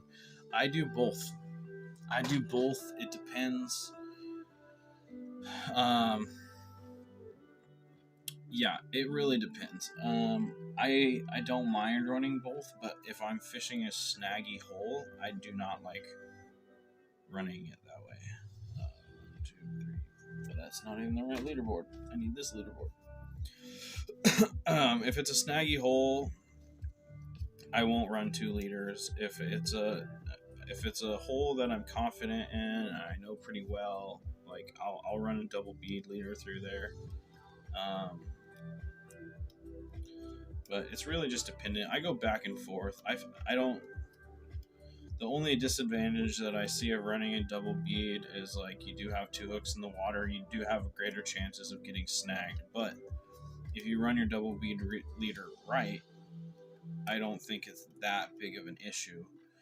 So usually when I set up my double bead, I will do a bigger bead first. Like let's say, for instance, okay, like I'm going to use a size 3. I'm going to run a 12 millimeter bead. I use my 3s almost exclusively for 12 millimeter beads. And then I want to run a 10 mil or an 8 mil behind it. So I'm going to put the 3 on.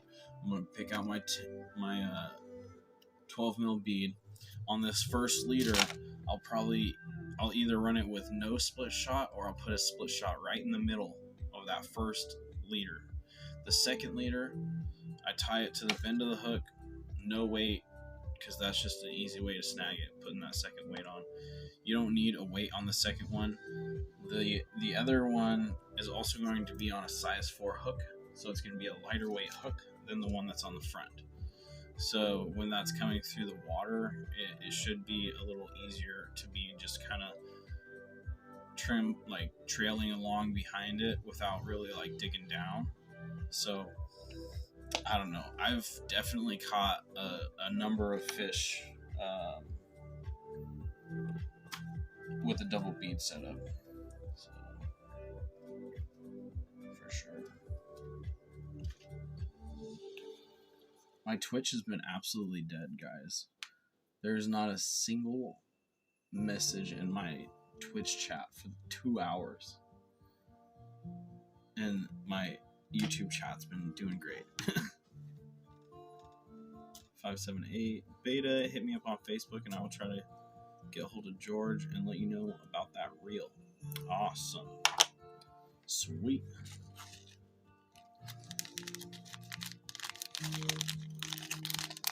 But yeah, so hopefully that helps with some questions about the bead leaders. I'm definitely going to be tying up a few more tonight, but I wanted to give you guys an example of the two different ways that I set it up, as far as doing the knot with the check seed bead or doing the multiple loops through it. So if you guys want to try it that way, definitely feel free to try it that way. I think it works great for me personally. It's just how I like to run them. But yeah, it's worked out good. It's a good leader system for me. Storing leaders on these boards, you will get kinks in your leaders. And so when I pull one off, usually I'll kind of stretch it out. I kind of pull on it and like run my hand down it a little, but not, I don't want to like do it too tight because I'm not trying to like put friction on the line per se. But like I want to get a nice tight pull on it so that way it's getting some of that memory of sitting on this board and those kinks to kind of come out of it, so it's not just so kinked up.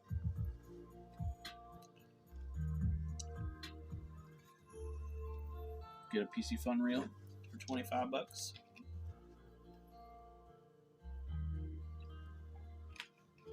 There you go. All right.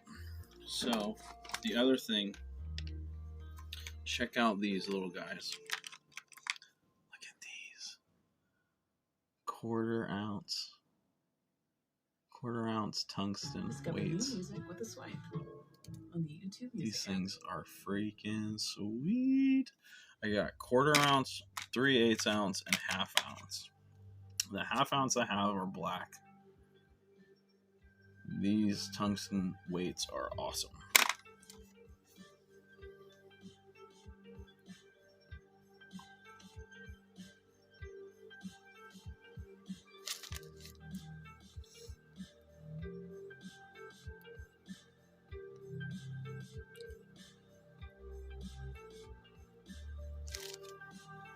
All right. So, what else can I go over?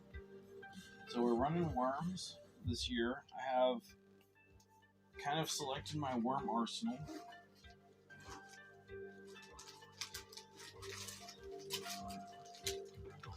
So that I went through all my worms.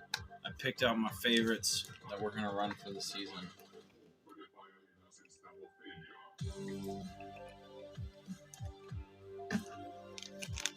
So we got the pink with the chartreuse tail.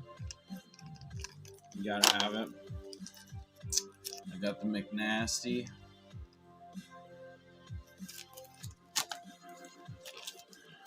You got the pink ice.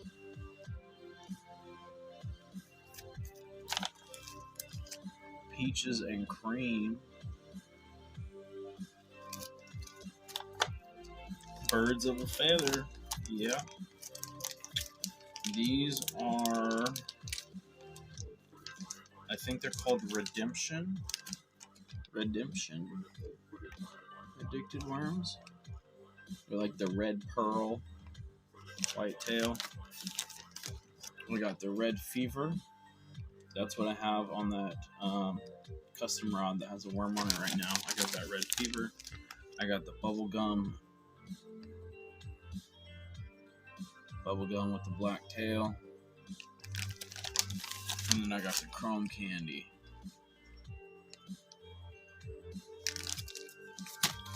So that's my Steelhead worm arsenal for the season.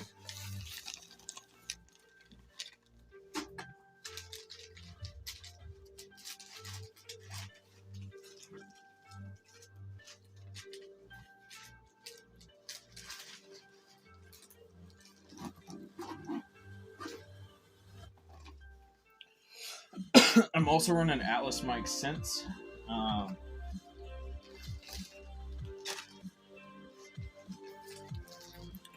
So pretty much everything I have in here, minus the water-soluble winter chrome blend from Addicted, and some Potski shrimp.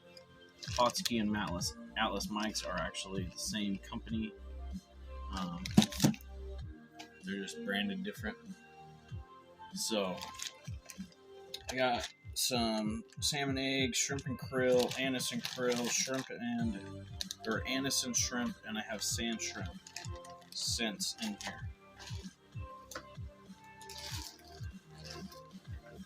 I did pretty good with their scents last year, so let's see. Okay, it's bedtime. 3 o'clock comes early. All right, bro. You have a great night, Joe. Thanks for popping in. It's good to see you, buddy, as always. Do you know a place to get live sand shrimp locally? I don't. The only place that I know where you can get it is going to be on the coast. You can go to Shrimp Daddies in Newport. You can go to Stobby Dave's. Stobby Dave's in Newport or Shrimp Daddies in Walport. Usually both of them will have live sand shrimp. Other than that, like around here, it's just like cured sand shrimp, you know? So, also, I need to refresh my live.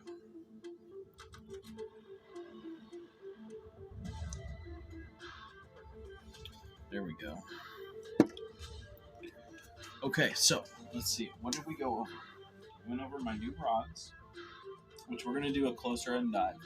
So those rods, we're gonna bust out my nice camera and get some nice shots, checking those out. So I'll have a video coming out of those. Pretty much everything's good to go. I got my drifting rods set up. I would like to get more line on the drifting rod setup. So I'll probably do that sometime in the near future. I'll get some new line for that rod. But spinner's ready to go. We got a jig ready to go. We got worm. Bead setups ready. Yeah, we're pretty much rocking and rolling.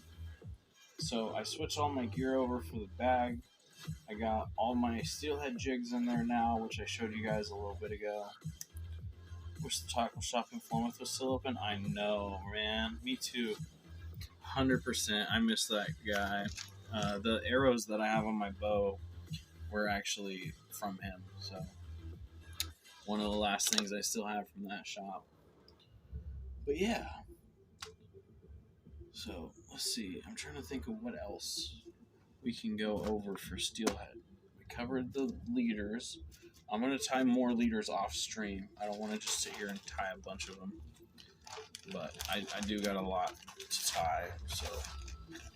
But I figured I'd just go over it and kind of show you guys what I do for my Steelhead leaders so you have an idea. Let's see, what else? Oh yeah, that's another thing. When I run the lured beads, I take the sequin off because I don't need that sequin on the lured beads because the lured beads have the hard bead inside. So if the bead's gonna slip down, it's only gonna slip down until it contacts that glass bead, and it can't go past it because of the hard bead inside of the lured beads. So that's one nice thing I like about that as well. My spinner box is pretty stocked up.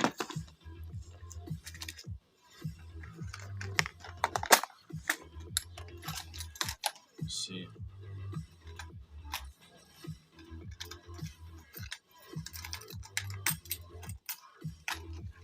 See if I can show you guys this without losing them all out of the box.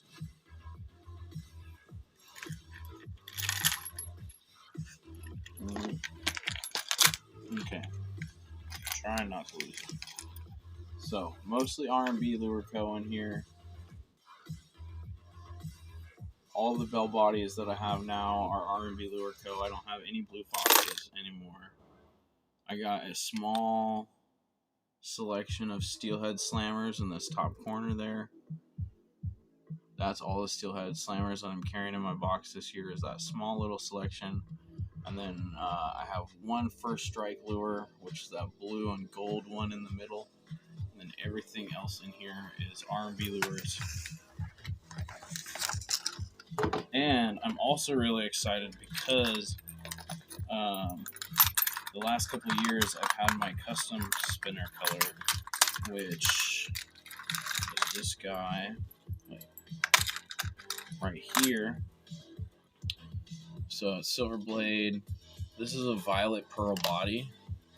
It's probably hard to see. It just looks white to you guys. But there's actually a purple sheen in that. Greater rotation, yeah.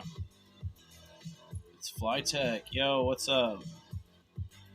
Fished the Alcee last week when the water was perfect. Didn't get anything. Oh, man.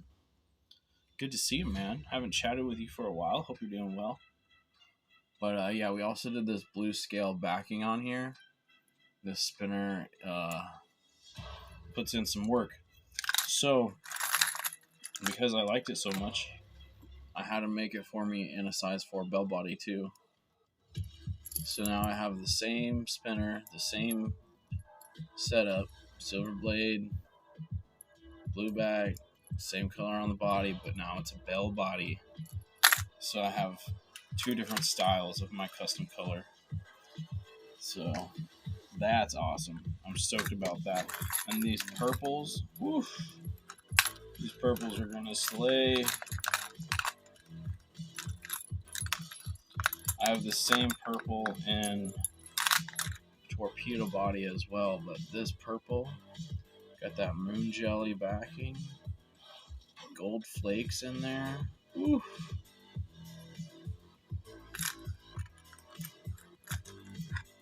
I subbed you on all 3 of my accounts. Oh yeah, nice. But yeah, so I'm geared up and ready for the season. Everything is rocking and rolling.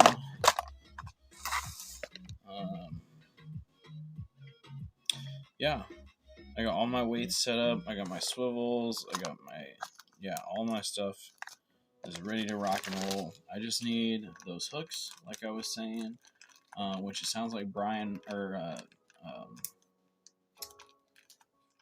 God damn it, sounds like Joe's gonna be ordering some of those hooks, so I might not have to worry about that. And then yeah, it should be a pretty sweet season. I'm excited. I hope you guys are excited. Your favorite spinner for Steelhead right now? My favorite would have to be my fucking custom. My custom is my favorite, but obviously I'm a little biased because it's my custom. I really do like the. I have another one that's from him. That's this Bass Boat Blue moon jelly backing. Super killer. Blue and silver is always a good combo. Black and silver is a good combo with that little flake in there. So that basically in here I have some reds, some pinks. I got purple. I have the violet white.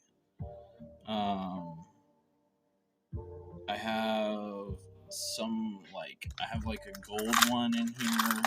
I only have one, but this was called the gold member from Steelhead Slammer, and I changed all my Steelhead Slammer hooks to these Mustad sidewash hooks because I don't like the hooks that they come with.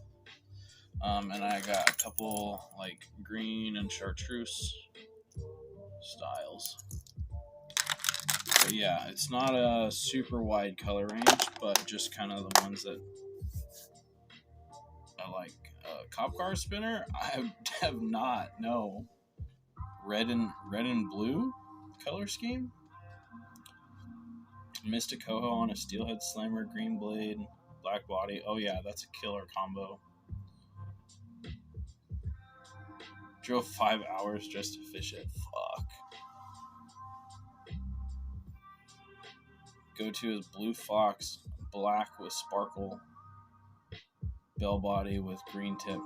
River to ocean. You should really talk to Rob from R&B Lure Co. He'll make them for you. And he has his bell bodies as well. His paint is way better. His hooks are better.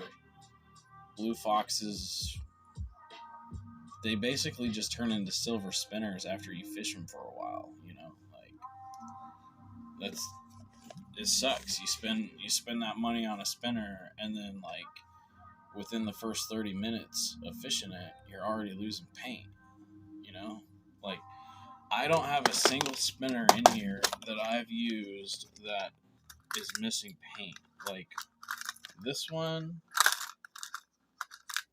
been through the ringer, right? Like you can see it's got some wear, right? No chipping though.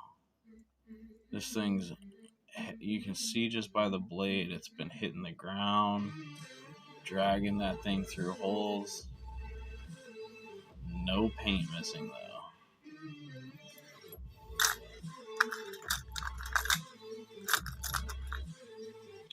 Yeah. And I do have a black sparkle that has multicolor shift in it. But it's not a Michael Jackson, or it's not a tipped blade.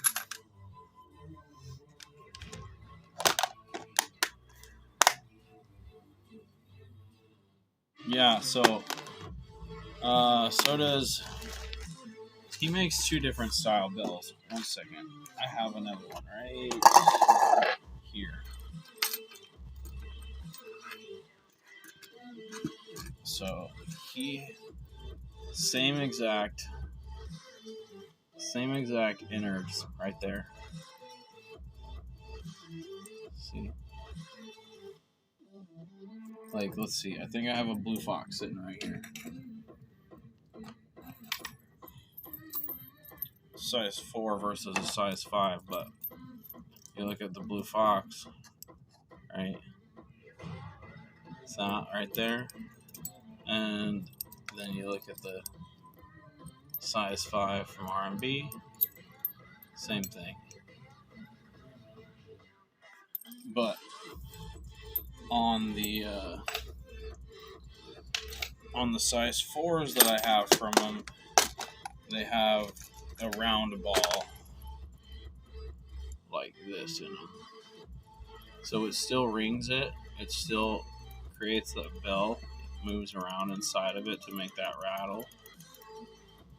It's just a slightly different shape.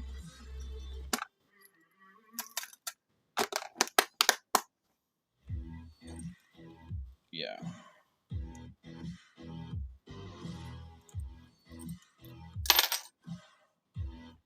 And see, and this one was actually a blemish that I got.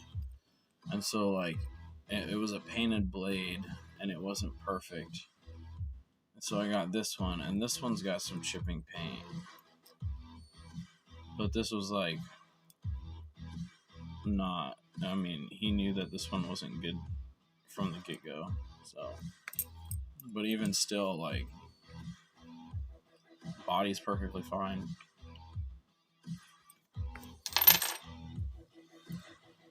Yep.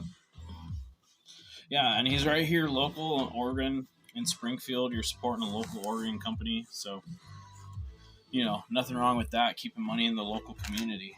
So. Oh yeah, and I like these tackle trays. Unfortunately, you can't get them from the same distributor, but these were from Evolution Tackle, and they're waterproof tackle boxes or tackle trays. I really like that for my main gear. My beads, I don't have in any kind of protection like that. But yeah. We're getting close to 8, so we'll probably end this out here shortly.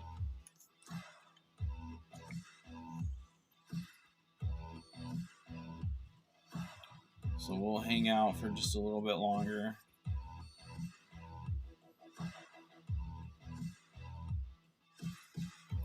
But yeah, Steelhead season, guys, fucking like 2 weeks away.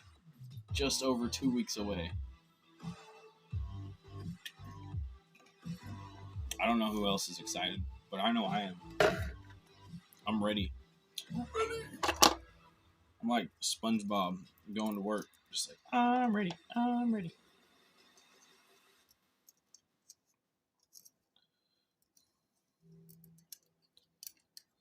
Okay. And hopefully that information about tying up those leaders was helpful for you guys tonight. So, I don't really know what else to go over, though, as far as my gear goes. I pretty much went over everything that I thought I could go over for it. So, the only thing I didn't do was, like, show you guys step by step how to set up my bobber setups. But I did show you guys like how they're set up. So yeah, I got a nice plethora of floats. Usually, I usually am using 1/2 ounce and 3/8 ounce floats for Steelhead season. But yeah, tungsten weights, guys. Tungsten weights. If you can freaking afford them, try some tungsten weights out instead of lead. It's crazy how much more you can feel when you got a tungsten weight set up on a bobber dogging rig and your weight's chugging along. Just you can feel that way more. Do you run a bobber stop under your bobber? I do indeed, yes. So let me grab this rod again. So on my float set up above it, at the very top of everything, there's 2 nylon bobber stops. Underneath my bobber, there's my bead, and then I have one of those rubber stoppers that sits there. So I like using the rubber stoppers for that spot, because this is never going to go through my guides. I don't have to really worry about this coming through. The nylon for the top, I feel like that passes through my guides a little easier. And you can see, like, I left a little space there so that, you know, if it breaks at the knot, like, it has that little space to save it. And that has saved me so many times. I've definitely saved quite a few bobbers that way.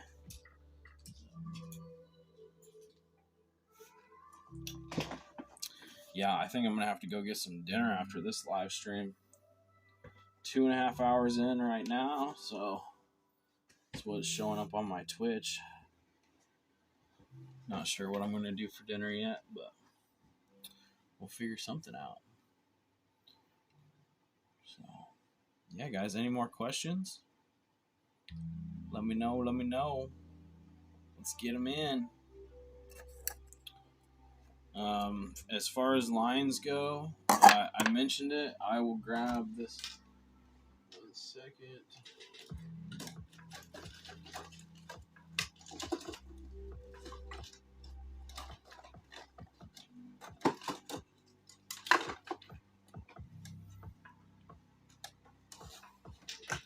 So as far as line goes, this is my go-to float line. So it's this neon lime green. Like, look at that color.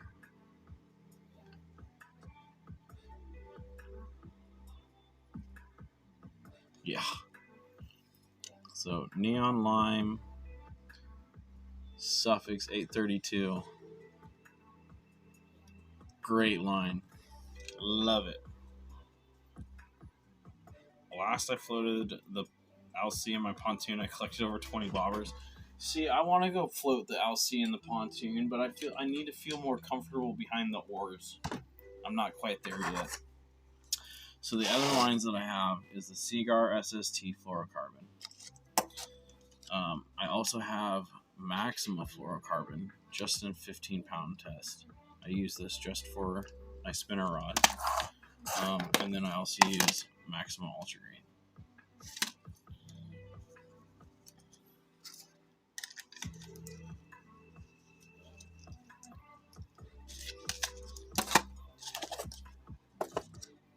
But yeah, that's my setup, guys.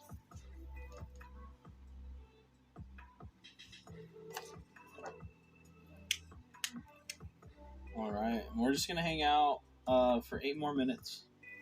8 o'clock rolls around, we'll cut this off. I will have another video coming out shortly.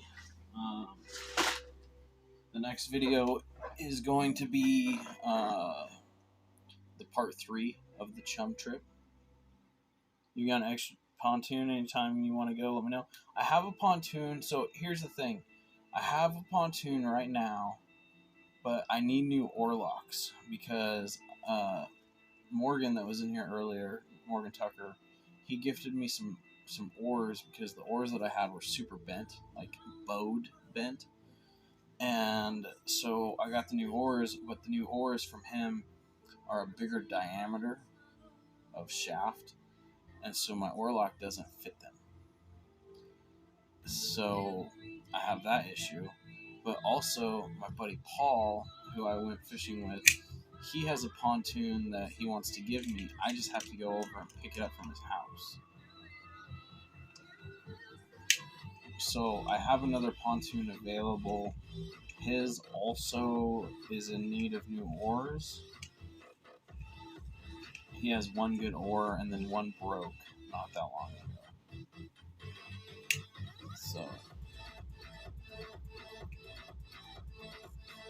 So basically I have 2 pontoons that both need some work.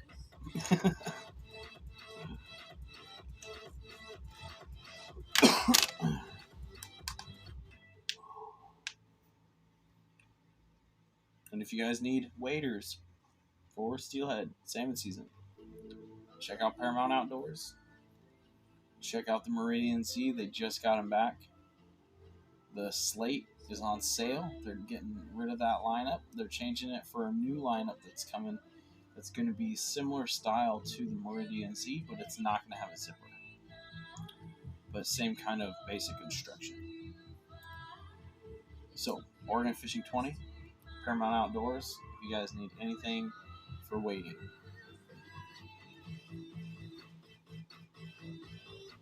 And don't forget, go check out my boy Chris with CVZ Custom Rods. Get yourself a sweet custom built.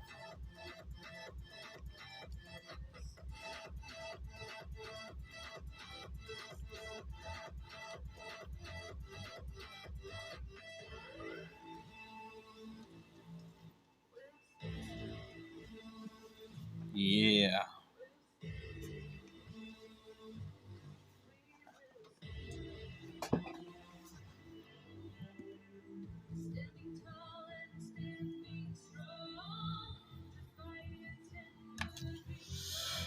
But yeah, guys, thanks so much for coming in, hanging out with me tonight. It was a good live stream, for sure.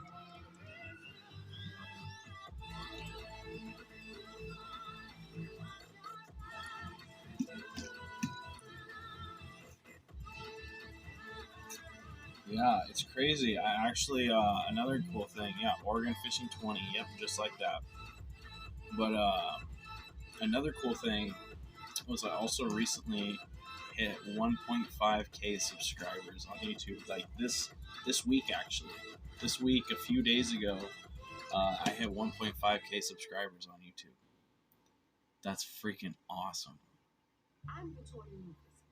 So, super stoked on that. Couldn't have done it without all you guys, though. Appreciate all your support. Support more victories for veterans. Go to DAV.org.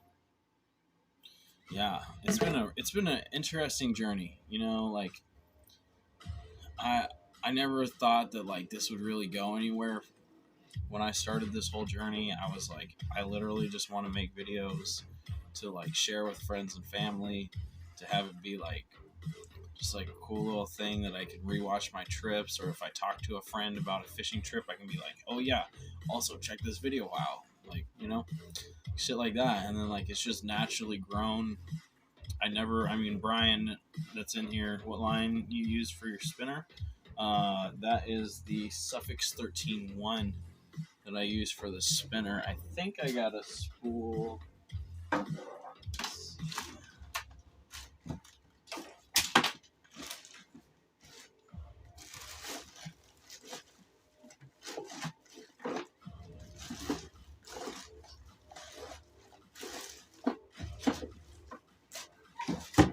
Maybe not.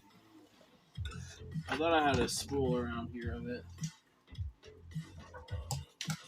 But yeah, the Suffix 13-1, it is not cheap. Oh, spinning rod. Rod, reel, braid. I'm using the Fenwick HMX 8'6". It's an 8 to 14 pound rod. That's the rod I'm using. I have an Akuma Pixar 30 on there, with Suffix 13-1 braid and a 30-pound braid, and then that's connected to right now with 15-pound fluorocarbon by Maxima. The 13-1 is the best braid that I've personally found for fishing spinners. The Max Quattro I really liked for fishing spinners too, especially in the 30-pound braid, because that 30-pound is like a 20-pound, and you just fling those suckers out there with that Max Quattro 30-pound. Like casting is no problem with that Max Quattro, that's for sure. But this Suffix 13-1 and a 30-pound, I haven't had any problems with it either. Yeah, 30-pound braid, 15-pound Maxima fluorocarbon, sometimes 12-pound. I'll switch between 12 and 15-pound. But because I have this Maxima fluorocarbon in the 15-pound, this is what I'm using for my spinner right now.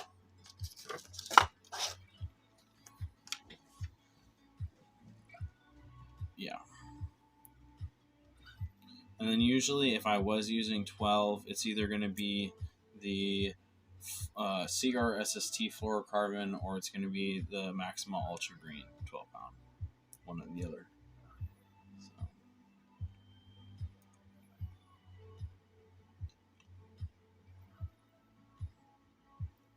How long of a bumper? Is that what you mean?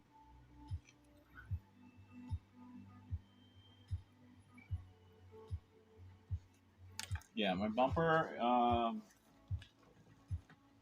so like I just tied on one. This bumper, I think it's probably about like 10, maybe not. Let's see.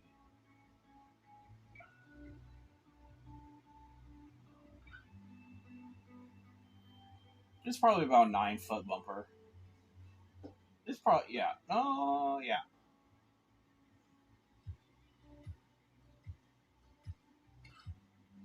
8.5 to 9-foot bumper. Yeah. Yeah, 8.5 to 9 foot. A bumper to my spinner.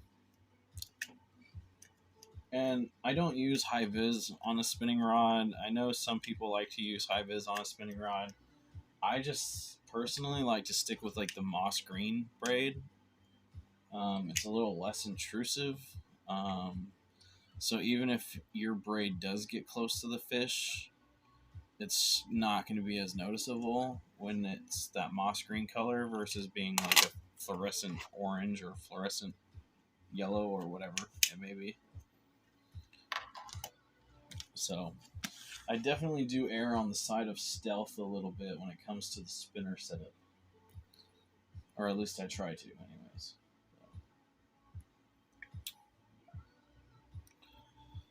Alrighty, well, I'll wait another minute, but I think we're about to close out the live stream. So appreciate you guys popping in. It was a good time hanging out with y'all. Also, Brian, I'll need some more of these soon.